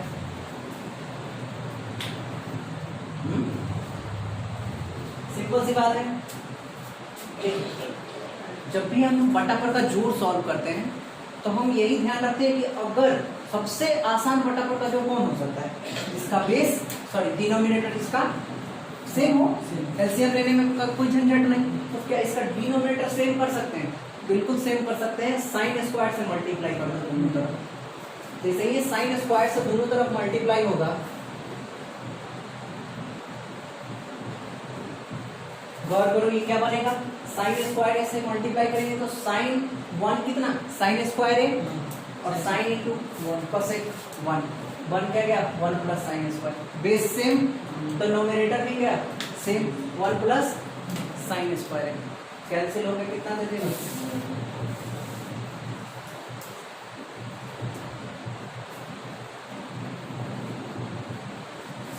क्लियर? तो 10th और 11th में इतना ही का अंतर होगा। पेन चलाएंगे या नहीं चलाएंगे, क्योंकि अभी जब हम पिछले क्लास में पढ़ रहे हैं अब उसी मेथड से अब तक सॉल्व करेंगे, तब सब हो गया कल्याण। ये कैसे सोचें, कुछ दिमाग लगाइए, क्योंकि अब आपका परफेक्ट तरीका बता रहे हैं कि किसी चीज़ पे कैसे सोचना है। कि हाँ भाई इसमें सोचना था कि डिनोमिनेटर सेम कर देना है। कोई बराबर कब तब घटेगा, या तो इसका क्या होना चाहिए? माइनस हट जाए, इंटू के फॉर्म में आ जाए, या फिर हम ऊपर में क्या कर लें? माइनस का फॉर्म लेके। अगर यहाँ डिनोमिनेटर में माइनस है तो ऊपर नोमिनेटर में भी अगर माइनस हो सकता तो अब तो हो जाएगा। क्लियर? तो क्या इधर माइनस हो सकता है? क्या साइन स्क्वायर का कोई फॉर्मूला माइनस में देगा? कौन सा? 1 माइनस कॉस स्क्वायर। बिल्कुल लिखेंगे इसको, साइन का 1 माइनस। अब जरा बताइए कि 1 से जब ये tan मल्टीप्लाई होगा तो कितना देगा? और साइन से जब ये मल्टीप्लाई हो जाएगा तो साइन तो सॉरी मल्टीप्लाई हो चुका है। tan से जब cos मल्टीप्लाई होता है तब और नीचे क्या है? आंसर। क्लियर? अगला क्वेश्चन पे चलो। 5वां क्वेश्चन है cot square into cos square cot square a minus cos square.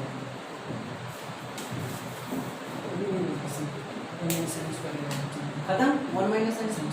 तो क्या एक वो यही प्रोसेस है कि ऐसे ही बनाएंगे? 1 माइनस है, और कुछ भी तो कर सकते थे। tan होता तो बदल सकते थे। क्या लिखेंगे tan को?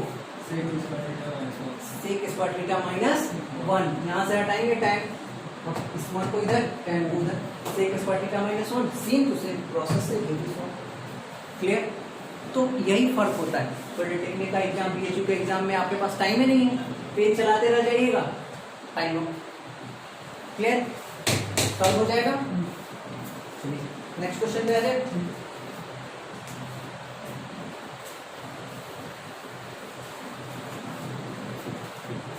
समझ में आया? थोड़ा सा भी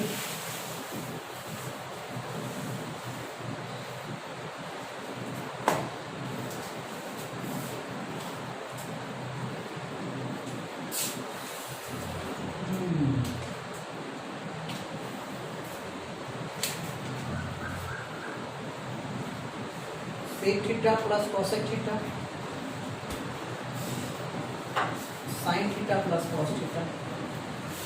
आपको लाना है sec theta into cosec theta plus 2।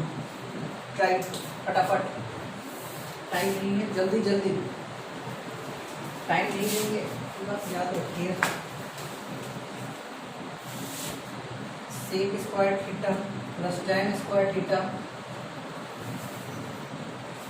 Cosec square theta plus cot square theta बराबर 1 plus 2 sec square theta into cosec square theta.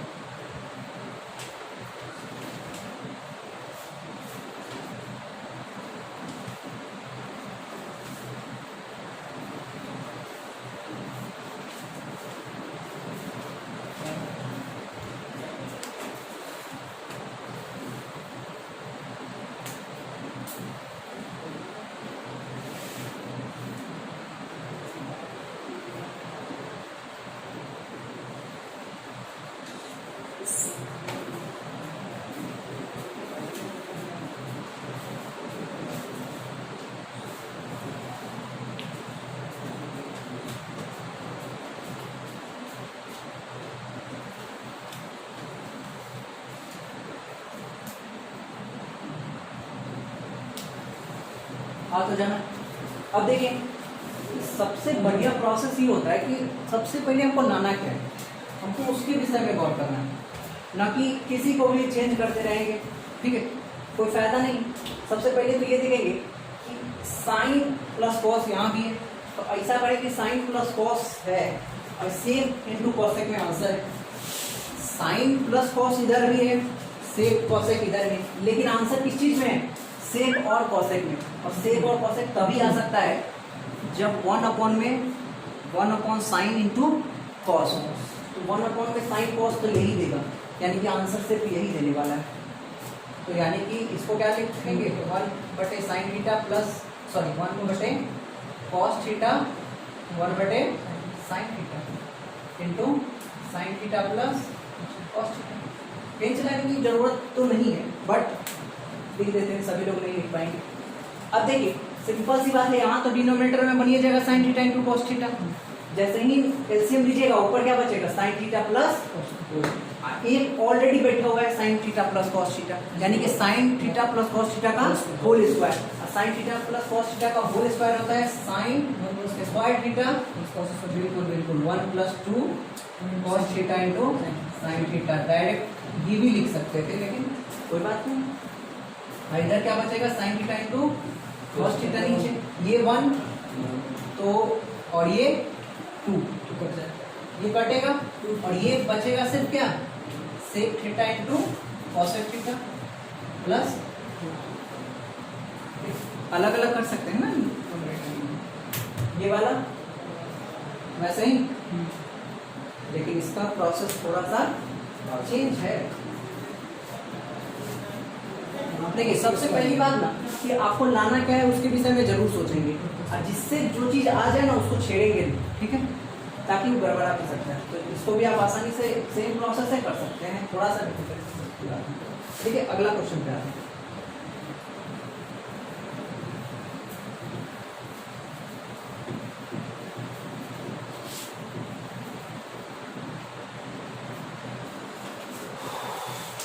जो कि 10th का सबसे हार्ड क्वेश्चन में माना जाता है। tan theta plus sec theta -1 tan theta minus sec theta plus 1। याद होगा ये तरीका कैसे सॉल्व करते हैं, एक ही तरीका है इसका सॉल्व करने का, और आंसर भी tan theta plus sec theta. सबको याद होगा कि इसका तरीका क्या होता है, जो भी बना लेते हैं। क्या करना होता है? क्या 1 की जगह पे क्या रखना होता है? Sec square theta minus tan square theta, यही ना चेंज करते हैं 1 को, ठीक है। तब एक sec theta plus tan theta common होता है, और डिनोमिनेटर से डिनोमिनेटर कट के आंसर आ जाता है। यही करते हैं सभी लोग, लेकिन थोड़ा सा चेंज करते हैं अब प्रोसेस को। अब हम इसमें क्या करेंगे? दिमाग यही लगाना है, हमको तो लाना है यही, ठीक है। इसी से ऊपर नीचे मल्टीप्लाई कर लो, tan theta plus sec theta -1 है ना ऊपर, इसमें मल्टीप्लाई करो tan theta plus sec theta, और यहां भी नीचे जो है इसमें भी क्या मल्टीप्लाई करना है, क्लियर। ब्रैकेट कभी नहीं भूलना है, ब्रैकेट हमेशा लगा के। अब देखो एक चीज गौर करो कि tan theta plus sec theta, tan theta minus sec theta क्या बनाएगा, tan square theta minus sec square theta, clear. तो कितना हो जाएगा वो 1 हो जाएगा, और ये 1 इससे जब मल्टीप्लाई होगा तो क्या बनाएगा, तो यानी कि कौन किसके बराबर में आता है,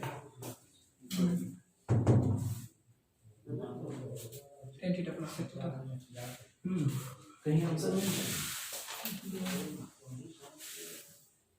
लेकिन माइनस में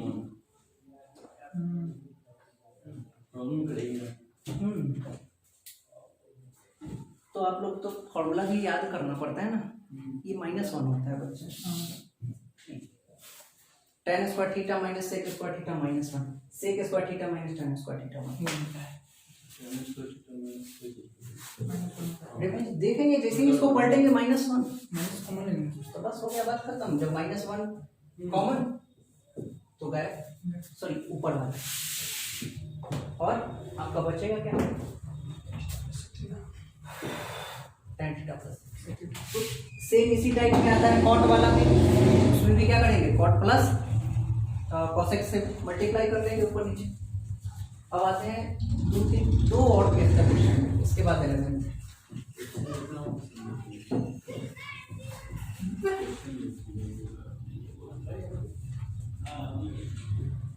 1 plus sine alpha, 1 plus cos alpha, 1 plus sec alpha, 1 plus cosec alpha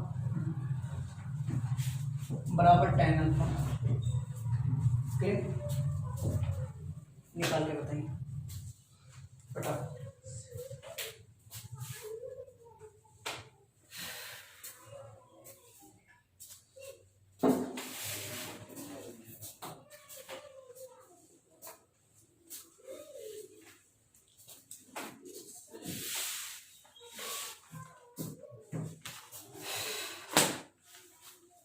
tenth में अच्छे से नहीं पढ़ेंगे तब तो बड़ा दिक्कत होने वाला है, और जितना ट्रिग्नोमेट्री बेहतर होगा उतना कैलकुलस बेहतर। कैलकुलस और ट्रिग्नोमेट्री काफी मिलता जुलता है।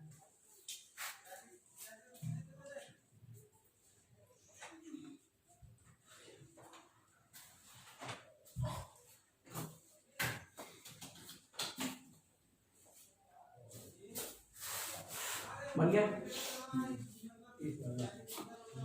यानी कि प्रोसेस क्या होगा, इसको 1 बाई कॉस और 1 बाई साइन, क्लियर। फिर एलसीएम लेके ये कैंसिल और नीचे वाला ऊपर कर देंगे, क्लियर। बहुत आसान है ना, लेकिन अब उससे भी आसान में क्या कर सकते हैं, 1 बाई सेक क्लियर और 1 बाई कॉसेक अल्फा। इसको थोड़ा सा देख लेते हैं, अगर हम इसको साइन से मल्टीप्लाई कर लें और कॉस अल्फा से भी मल्टीप्लाई कर लें, नहीं समझ में आया,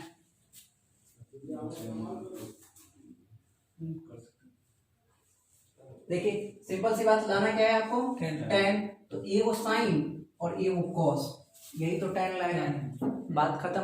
इसका मतलब ये कॉस अल्फा इससे मल्टीप्लाई होगा, अब जब कॉस अल्फा इससे मल्टीप्लाई होगा तो ये कितना बनेगा, कॉस अल्फा, और कॉस इंटू से कितना होता है 1, यानी कि क्या बनेगा 1 plus cos alpha, clear. Sine से जब इसको मल्टीप्लाई करेंगे तो साइन और ये 1 प्लस साइन थीटा, आंसर कितना,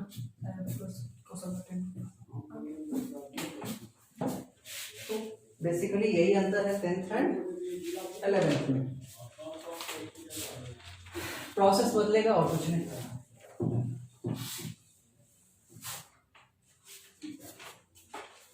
दूसरा लास्ट क्वेश्चन है, sine x plus cos x बटे में कॉस क्यूब एक्स बराबर लाना है ten cube x plus ten square x plus ten x plus 1। छोटा आसान क्वेश्चन है।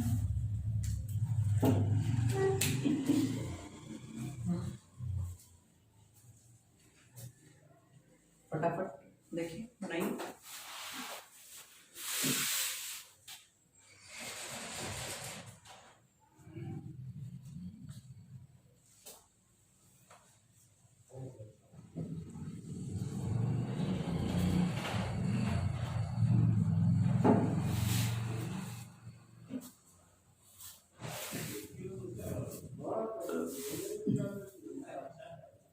क्लियर बनाते हैं हम।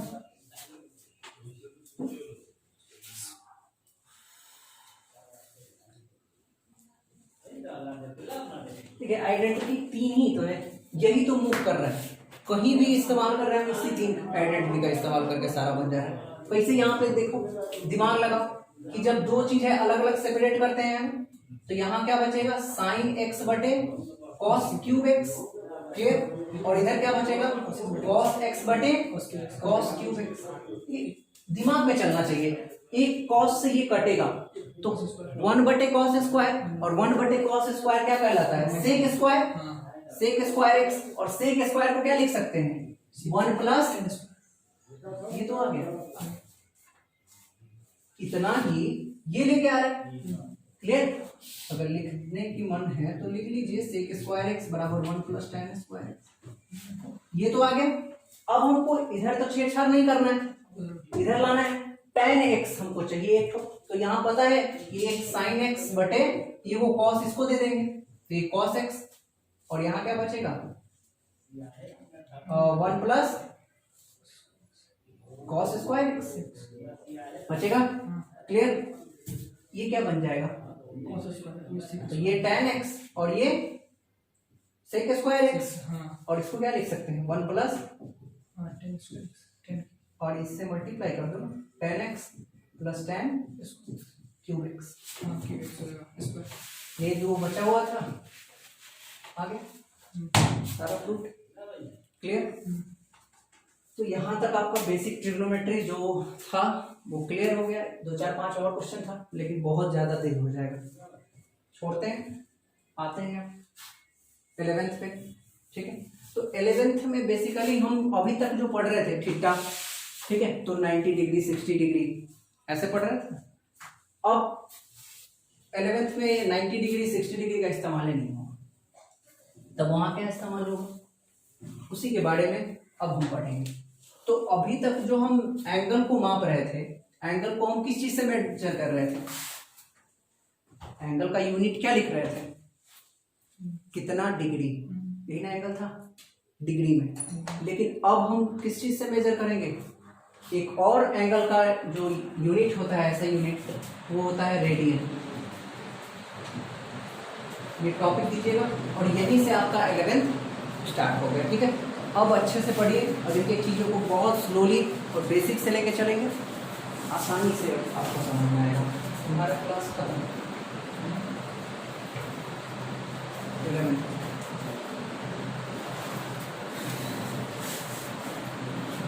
ठीक है, रेडियन लिखिएगा। Angle subtended by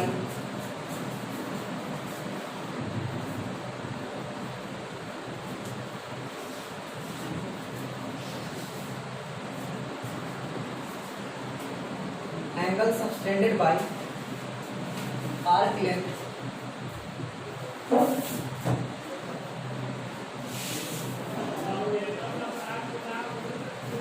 is equal to radius। थोड़ा बाहर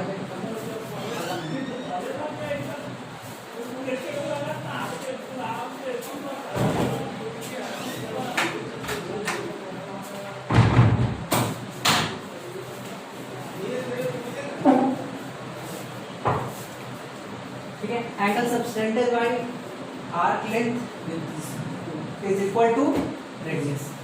अब इसको हिंदी में बेसिकली समझते हैं कि रेडियन होता है। ठीक, देखिए रेडियन मतलब डिग्री को मेजर करते दो तरीके से। एक तो हम लिखते थे कि एंगल को लिखते थे ना 1 डिग्री 2 डिग्री 3 डिग्री 90 डिग्री ऐसे, लेकिन अब हम इस चीज़ को रेडियन से डिनोट करेंगे। 1 रेडियन 2 रेडियन, ये डिग्री ऐसे बोल वाला था, ये सी था, सुपर स्क्रिप्ट इसको बोलते हैं, ठीक है।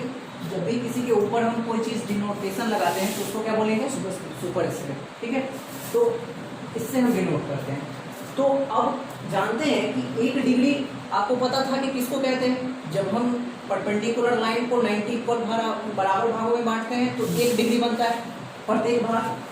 तो 1 रेडियन कैसे बनता है उसी का ये डेफिनेशन होता है।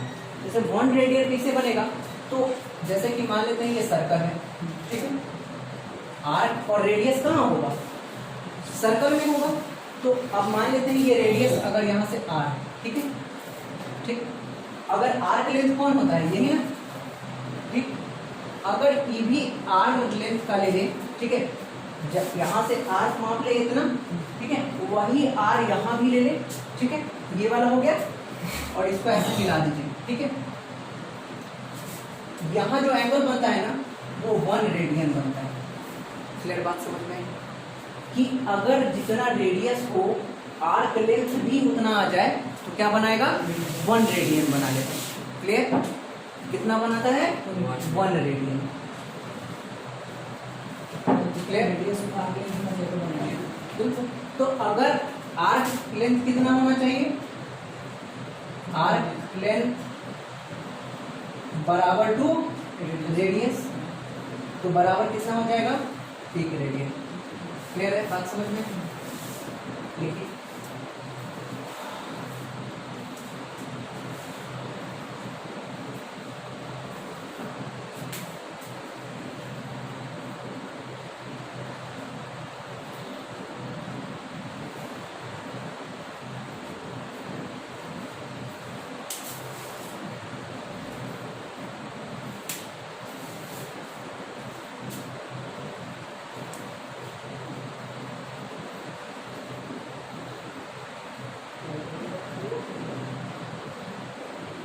ओके। अब देखिए अगर 1 रेडियन तो आर हुआ, ठीक है। अगर हम एक आर और आगे बढ़ जाए, यहाँ भी अगर आ जाए तब कितना रेडियन होगा, 2 रेडियन। यहाँ से भी तो अगर ये भी आर के बराबर और ये भी आर के बराबर तो भी 1 रेडियन और 1 रेडियन यहाँ से यहाँ तक कितना मिल गया, 2। तो आर्क कितना बढ़ गया, 2 आर। अगर आर्क लेंथ, ठीक है, अगर आर्क लेंथ लिखिएगा, आर्क लेंथ अगर 2 इंटू रेडियस हो, 2 आर हो तो कितना रेडियन होता है, 2 रेडियन। बस धीरे धीरे इस बात को क्लियर कीजिएगा, ठीक है। आर आर आर ऐसे बढ़ता जाएगा, ठीक है, क्लियर। फिर अगर मान लेते हैं एक और आर यहाँ से लेंगे, ठीक है, फिर ऐसे मिला लीजिए। अब कितना एंगल बनेगा, फिर 1 रेडियन बनेगा। अब कितना रेडियन हो गया, 3 रेडियन। तो अगर आर्क लेंथ अगर 3 आर हुआ तो कितना रेडियन बनेगा, 3 रेडियन। क्लियर? अगर यही एक और आर आगे बढ़ा दे तब कितना हो जाएगा, 4 आर। आर्क लेंथ कितना हो जाएगा, 4 आर, तो कितना रेडियन, 4 रेडियन। क्लियर? तो अब एक बात बताइए, यही धीरे धीरे बढ़ते बढ़ते फिर अगर यहाँ तक आ गया तब आर्क यहाँ से यहाँ तक कितना होता है, यहाँ से यहाँ तक का आर्क लेंथ कितना होता है, आर्क यहाँ से यहाँ तक बढ़ गया तब कितना, 2 पाई आर। यहाँ से यहाँ तक अगर 1 रिवॉल्यूशन हुआ, 1 रिवॉल्यूशन इज इक्वल टू कितना, 2 पाई आर, जो परिधि बोलते हैं, ठीक है। तो 2 पाई आर अगर लेंथ होगा, सोचो अगर 1 आर रेडियस तो 1 रेडियन, 2 आर तो 2 रेडियन, 3 आर तो 3 रेडियन, 4 आर तो 4 रेडियन। तो 2 पाई आर के लिए कितना रेडियन हो जाएगा, 2 pi R, 2 pi R radian. R को हटा देते हैं उतना ही तो रेडियन, आर हट गया वही रेडियन। क्लियर? तो 2 पाई आर में कितना रेडियन है, 2 पाई रेडियन। क्लियर? अब नया टॉपिक लीजिए, रिलेशन बिटवीन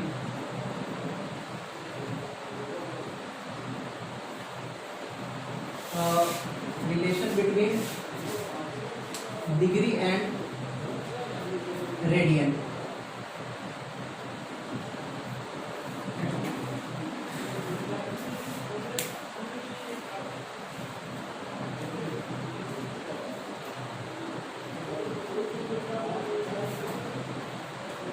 क्लियर? चलिए देखिए, रिलेशन निकालना है। एक बात बताइए, यहां से यहां तक अगर 2 पाई रेडियन है, ठीक है, तो कोई चक्कर एक चक्कर मार लेता है। एक चक्कर मारने में कितना एंगल सब्स्टिट्यूट करता है रेडियन में? एक चक्कर मारने में कितना रेडियन? 2 pi radian. भाई एक चक्कर जब ये लगाया पूरा तो 2 पाई रेडियन आया। अगर हम डिग्री में कहें कि अगर कोई एक चक्कर मारता है तो कितना डिग्री बनाता है? 360 डिग्री।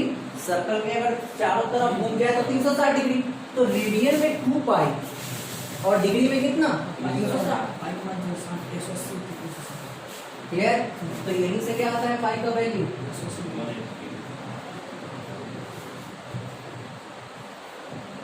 ठीक है, तो देखिए पाई रेडियन में और 180 डिग्री में, पाई इक्वल टू कितना हो जाएगा? ठीक है, 180 डिग्री। क्लियर है? अब अगर हम आपसे पूछे कि पाई बाई 2 कितना होता है, तो पाई बाई 2 कितना? 90। तो अब हम 90 डिग्री का इस्तेमाल नहीं करेंगे। अब आपसे पूछेगा साइन पाई बाई 2 कितना होगा, तो साइन पाई बाई 2 कितना? 1। तो सीधा डायरेक्ट वैल्यू बताना है कि sine pi by 2 is equal to 1। अब डिग्री को स्किप कर दीजिए और डायरेक्ट वैल्यू पे पहुंचिए। अगर पाई बाई 3 अगर आपसे पूछे तो 60 पाई पाई। अब तो साइन नहीं लगाए, साइन में कुछ भी लगा के बोल सकते हैं, टाइम भी तो हो सकता है। तो अब सिर्फ डिग्री बता रहा है कि याद रखना है कि डायरेक्ट में कितना होता है। Pi by 4 45, pi by 6 30। ये सब लिख लीजिए, सब आपको याद होना चाहिए। ऐसे जो भी नोट है उसमें शायद पूरा होगा, मे भी होना चाहिए, नहीं है तो कोई भी बात नहीं। और पाई बाई और भी कुछ लिख देते हैं, आपको याद होना चाहिए।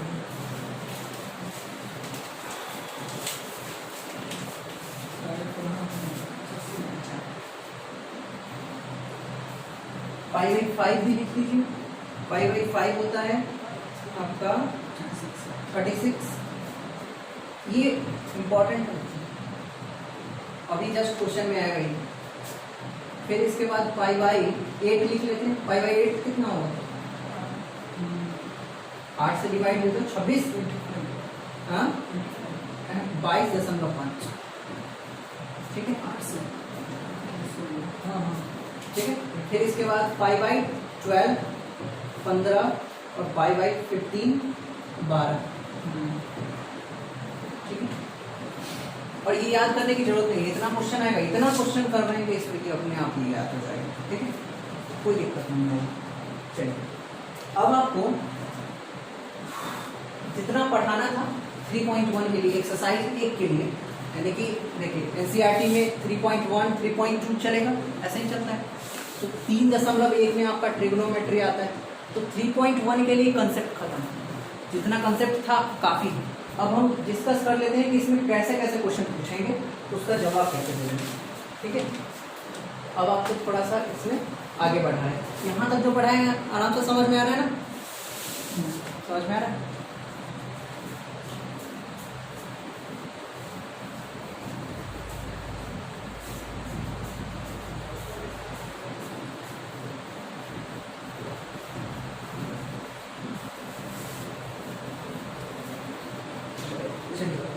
अब आपको ये बताना है कि 1 रेडियन बराबर कितना होगा। निकाल सकते हैं कि 1 रेडियन का वैल्यू कितना होगा डिग्री?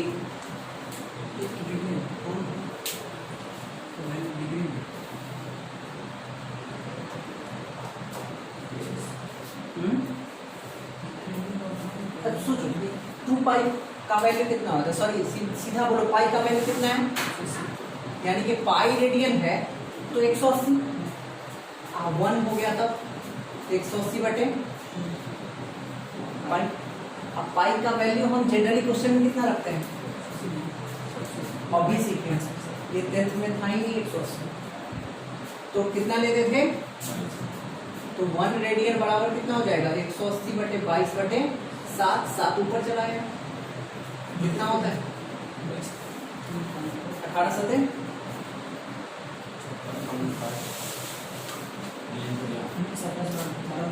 126,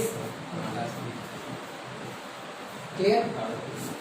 अब इसको डिवाइड दे सकते हैं, अच्छा 1260 में जरूरी है, इसको ये भी तो लिख सकते थे ना 90 और 11, 630 बटे 11 होगा।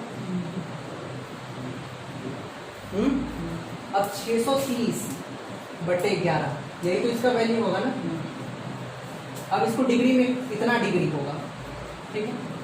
अब एक बात और आपको याद रखना है कि 1 डिग्री बराबर होता है 60 मिनट्स, ठीक है। 1 डिग्री बराबर कितना होता है 60 मिनट्स, और 1 मिनट में कितना होता है 60 सेकेंड। ये भी उसके नीचे लिख लीजिएगा, 1 रेडियन के नीचे लिख लीजिए, 1 डिग्री बराबर 60 मिनट और 60, 1 मिनट बराबर 60 सेकेंड। और ये इसका नोटेशन, मिनट को एक लाइन में और सेकंड को डबल लाइन में, ऐसे आपको नोट करना ही पड़ेगा, ठीक है।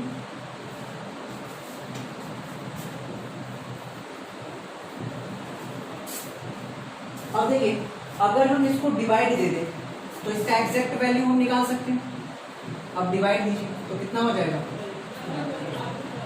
अब देखिए यही चीज आपको सीखना है, ये डिवाइड देना। अगर ये डिवाइड देना सीखे तो बहुत सारा एंगल का आप निकाल सकते हैं। तो कितना बचेगा यहाँ से 8, अब कितना लगाएंगे तो कितना आएगा।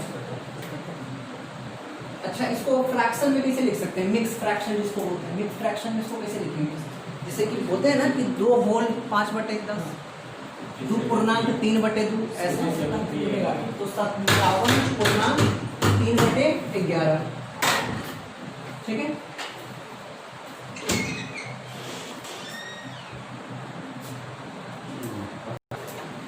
ठीक है, तो अब हम इसको लिख सकते हैं 57 डिग्री, ठीक है।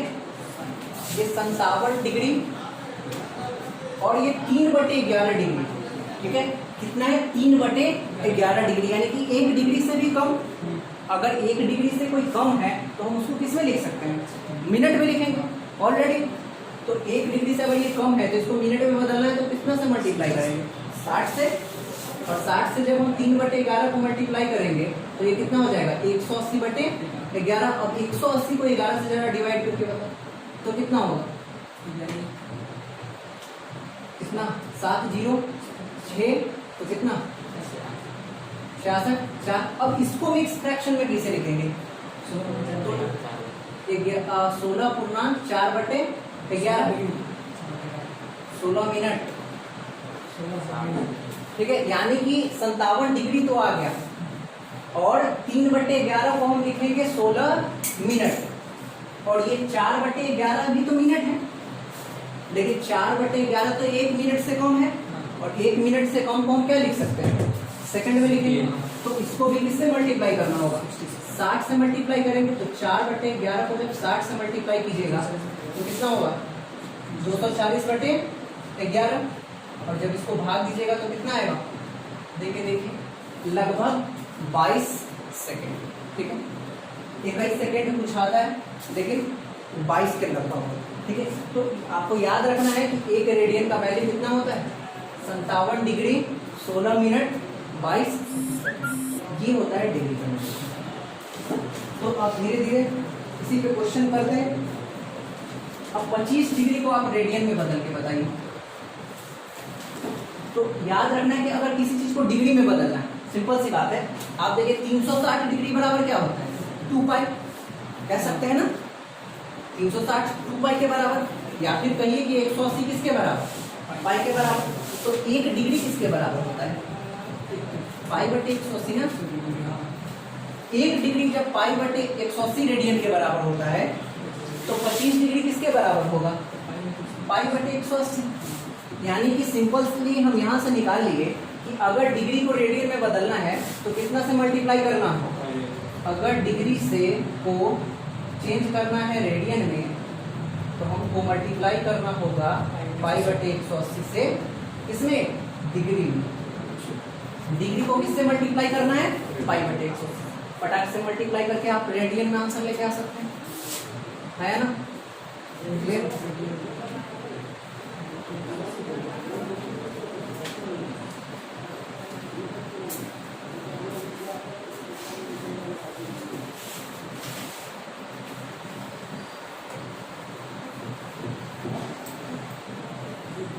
अच्छा, कभी एक बात पे गौर किया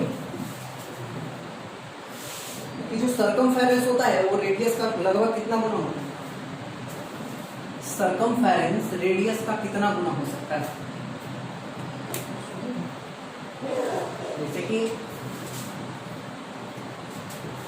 ये रेडियस है r, ठीक है? यहां से यहां तक अगर हम r में ही मेजर करें तो कितना गुना r का होगा? फॉर एग्जाम्पल बताते हैं कि अगर रेडियस अगर 7 सेंटीमीटर है तो सर्कमफेरेंस कितना होगा, जिसको r की लेंथ बोलते हैं? r की लेंथ क्या होता है? 2 पाई r होता है। तो 2 पाई r का वैल्यू कितना आएगा?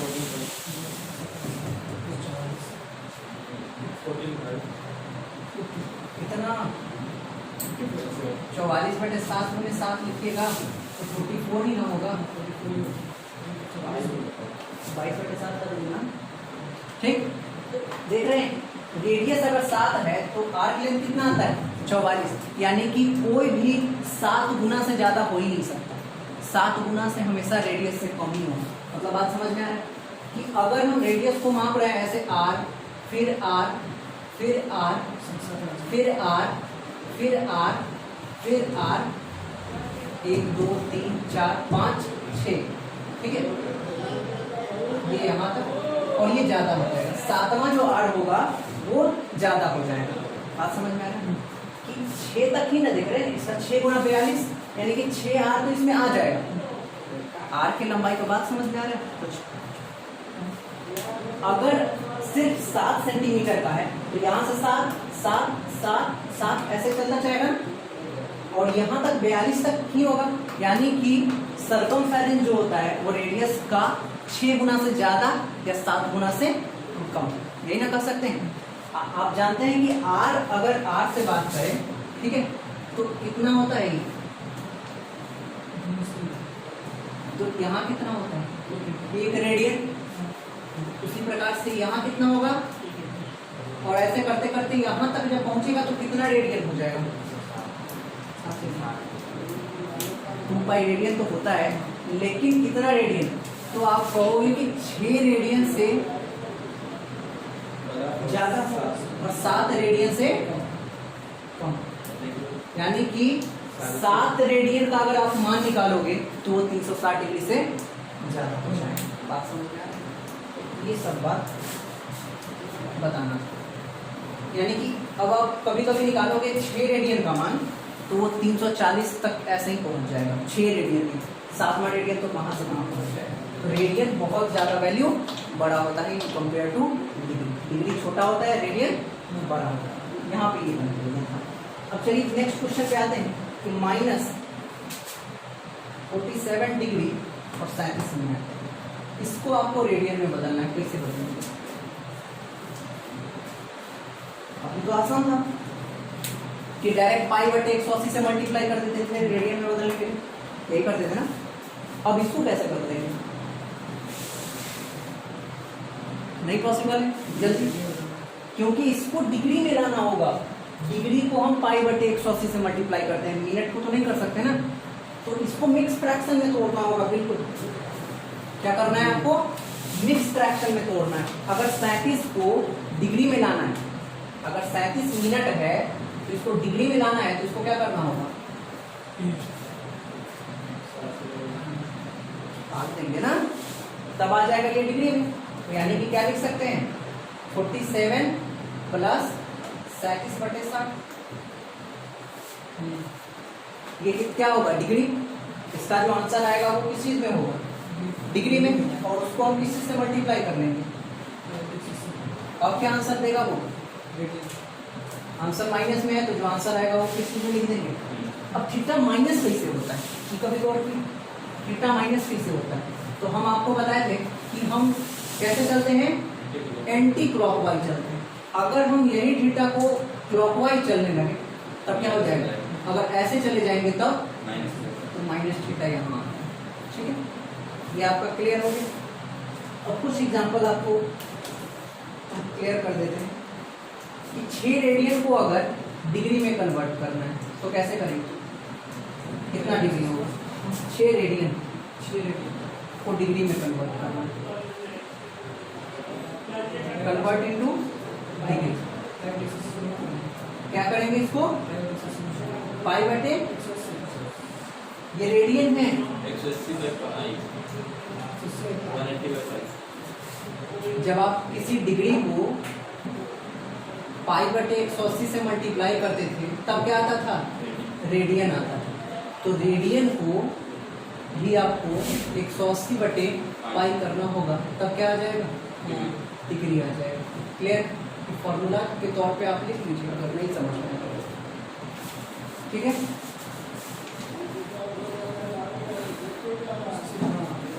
क्लियर। तो इसको हम क्या करेंगे, 180 बटे पाई, पाई का वैल्यू क्या ले लेंगे, 22 बटे 7। ठीक है, तो इसको क्या कर लेंगे, 180 गुणे 6 गुणे 7 बटे 22। जो आंसर आएगा 340, 42, 43 के समथिंग आएगा। ठीक है, इतना डिग्री हो जाएगा। हो गया, तो आप बना सकते हैं। अच्छा, अभी भी नहीं बनेगा कुछ कुछ।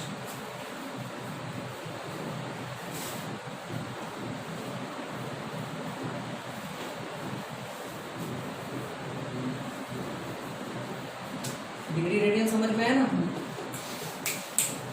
समझ में आया तुमको पक्का, कि ऐसे जबरदस्ती मत करो। अगर नहीं समझ में आता फटाक से पूछो, फिर दोबारा उसको बताएंगे। एक को समझ में आएगा, एक को नहीं आएगा, तो उसको नहीं होता, सबको आना चाहिए। फाइंड द, नेक्स्ट क्वेश्चन लिखिएगा, find the radius of a circle,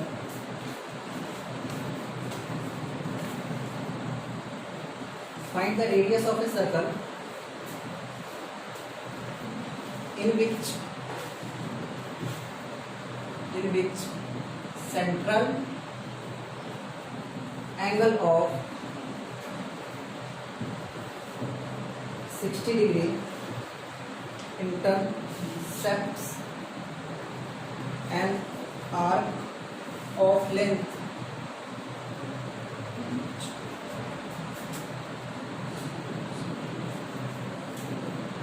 37.4 centimetre.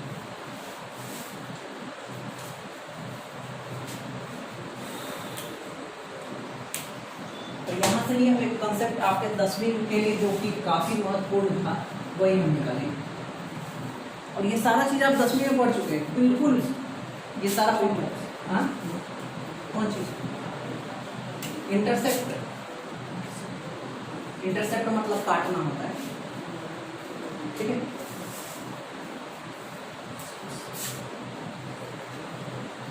देखिए मान लेते हैं ये सेंटर है। ठीक है, कह रहा है कि find the radius of a circle. एक radius which central angle is 60 degree, यानी कि सेंटर पे कितना डिग्री का एंगल बनाना है, 60 डिग्री का एंगल बनाना है।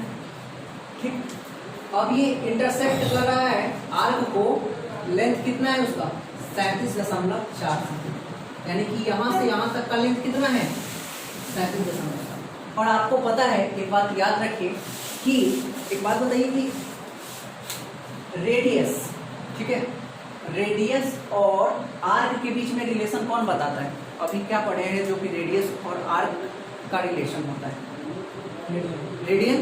लेकिन ये क्या दिया हुआ है हमको, डिग्री दिया हुआ है, तो हमको तो रेडियन में चाहिए, तभी तो इसका रिलेशन फाइंड हो सकता है। कभी भी जब तक हम अभी ये नहीं पढ़े, या फिर आप नोट करके लिख लीजिए कि radian tells the relation between radius and arc, ये बहुत इंपॉर्टेंट लाइन। तो क्या रिलेशन बताता है रेडियस और आर्क के बीच में? रेडियन क्या बताता है? ठीक है, तो रेडियन ये बताता है, आप गौर करो कि अगर ये थीटा है, ये एल है और ये आर है, ठीक है। अब एक बात बताइए, अगर एल जो हो 2r हो, ठीक है, तब थीटा कितना हो जाता है?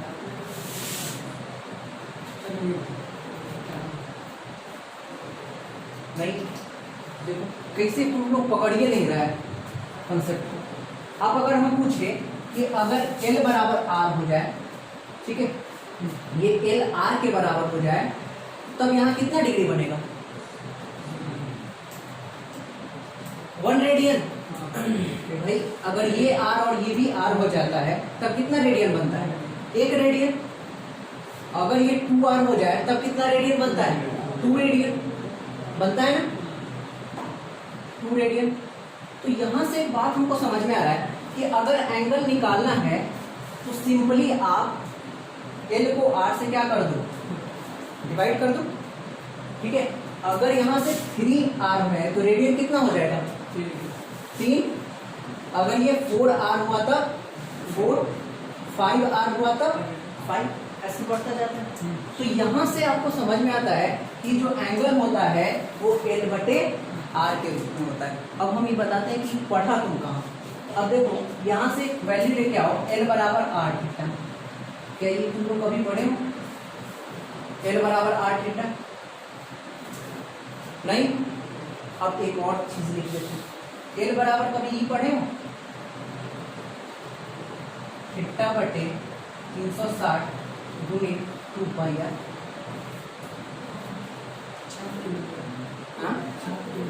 चाप की लंबाई, लेंथ ऑफ आर्क, एल तो वही होता है ना, थीटा बटे 360 इंटू 2 पाई आर नहीं पड़े।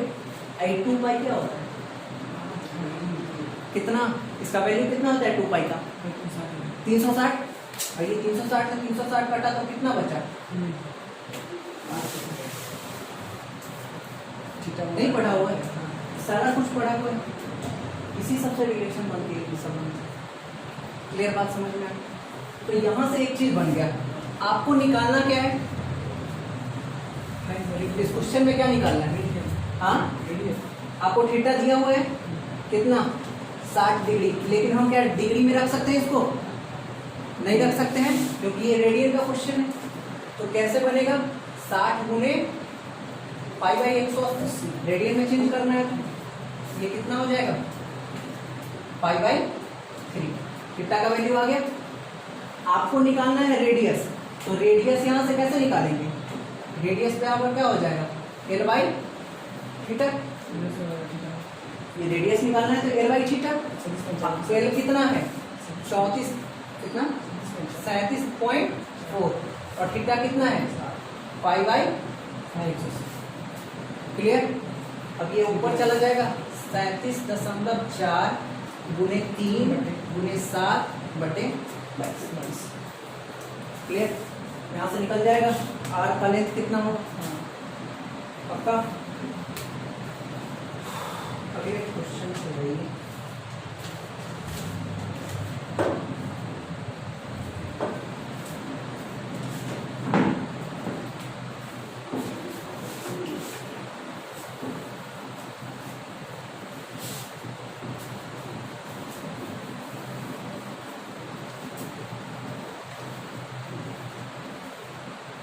अब देखो, अब मान लेते हैं ये घड़ी, ठीक है, नोट किए हो? अच्छा कोई बात नहीं, वीडियो रिकॉर्डेड डल जाए, अगर मान लेते हैं नहीं समझ में आया तो दोबारा भी आप देख सकते हैं, ठीक है। देखिए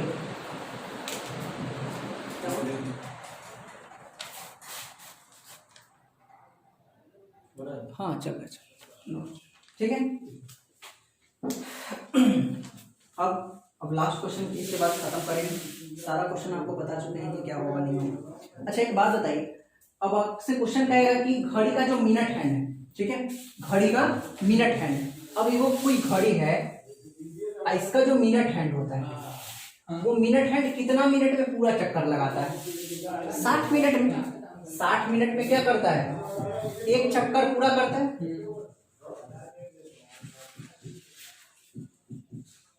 याद रखिए 60 मिनट में एक चक्कर पूरा करता है, यानी कि 60 मिनट जो उसका होता है वो 360 डिग्री के बराबर होता है। 60 मिनट में वो कितना डिग्री ट्रेवल करता है? 360 मिनट। अब ये कह रहा है क्वेश्चन कि the minute hand of a watch, ठीक है, इज 1.7 सेंटीमीटर। और कोई भी minute hand of a watch जो होता है वो रेडियस होता है। ये क्या होगा? रेडियस होगा। तो इसका जो लंबाई दे रखा है वो 1.5 सेंटीमीटर दे रखा है। ठीक, तो 1.5 सेंटीमीटर क्या हो गया? रेडियस। और कह रहा है कि 40 मिनट में, ठीक है, 40 मिनट में ये कितना दूर ट्रेवल कर जाएगा। यानी कि मान लेते हैं अभी सुई यहाँ है, 40 मिनट में ये सुई यहाँ हो जाता है, ठीक है, तो 40 मिनट में ये कितना दूरी चल गया। तो यानी कि आपको निकालना क्या है? एल निकालना है, लेंथ। और 40 मिनट दिया, 40 मिनट में हम ये पता लगा लेंगे कि ये कितना डिग्री ट्रेवल किया होगा। ठीक है, तो एक बात बताइए, अच्छा इसको ये लिख सकते हैं 2 पाई भी तो ट्रेवल किया होगा। जब 360 डिग्री है 60 मिनट में कर रहा है तो 2 पाई ही तो 360 डिग्री होता है। तो 40 मिनट में कितना करेगा? तो यानी कि 40 मिनट में जो डिस्टेंस ट्रेवल होगा वो 2 पाई इंटू 40/60। 1 मिनट में कितना हो जाएगा? 2 पाई/60। तो 40 मिनट में कितना? 40 से मल्टीप्लाई, ध्यान से 2 3 ये बात समझ में आया कि नहीं? सो बता, हाँ या ना? अरे भाई 60 मिनट में कितना? 2 पाई। तो 1 मिनट में कितना? 2 पाई/60। 40 मिनट में कितना? 2 पाई/60 बटे 40। 4 से 4 2 और 3, यानी कितना?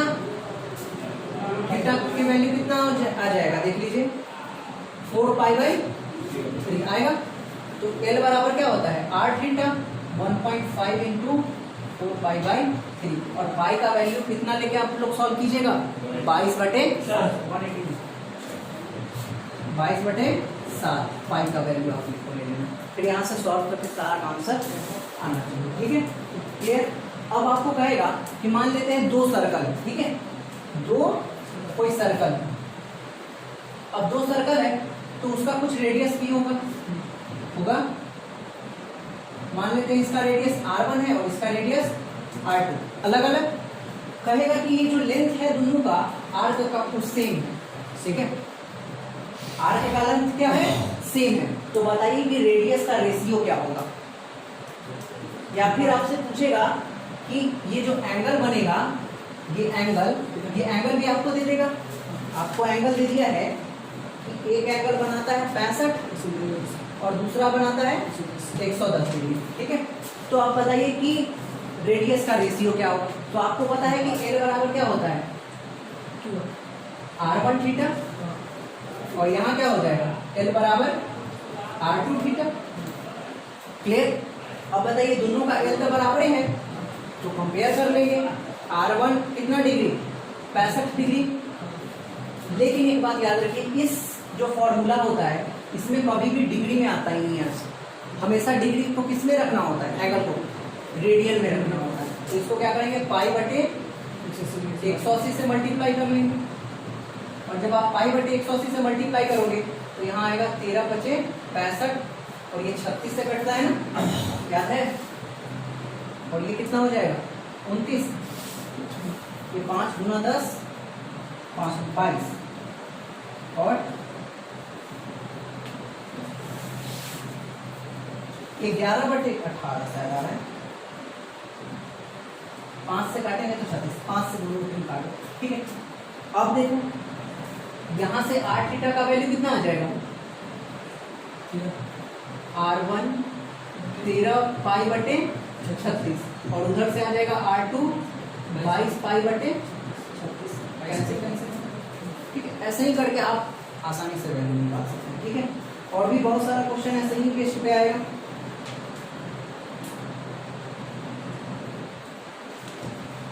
आप कोशिश करो कि पूरा बना के लेके आए। ठीक है, अगर जो कोई क्वेश्चन बच जाता है वो हम सॉल्व कर देंगे कल बच्चा। 3.1 कल सॉल्व कर देंगे पूरा खत्म, और अगले चैप्टर नहीं, अगला 3.2 कल से स्टार्ट करेंगे। जो वीडियो वाले बच्चे हैं उनके लिए नोट अपलोड कर दिया जाएगा फेसबुक पेज पे, ठीक है, correct, Facebook page and download the PDF। Okay, bye bye, take care.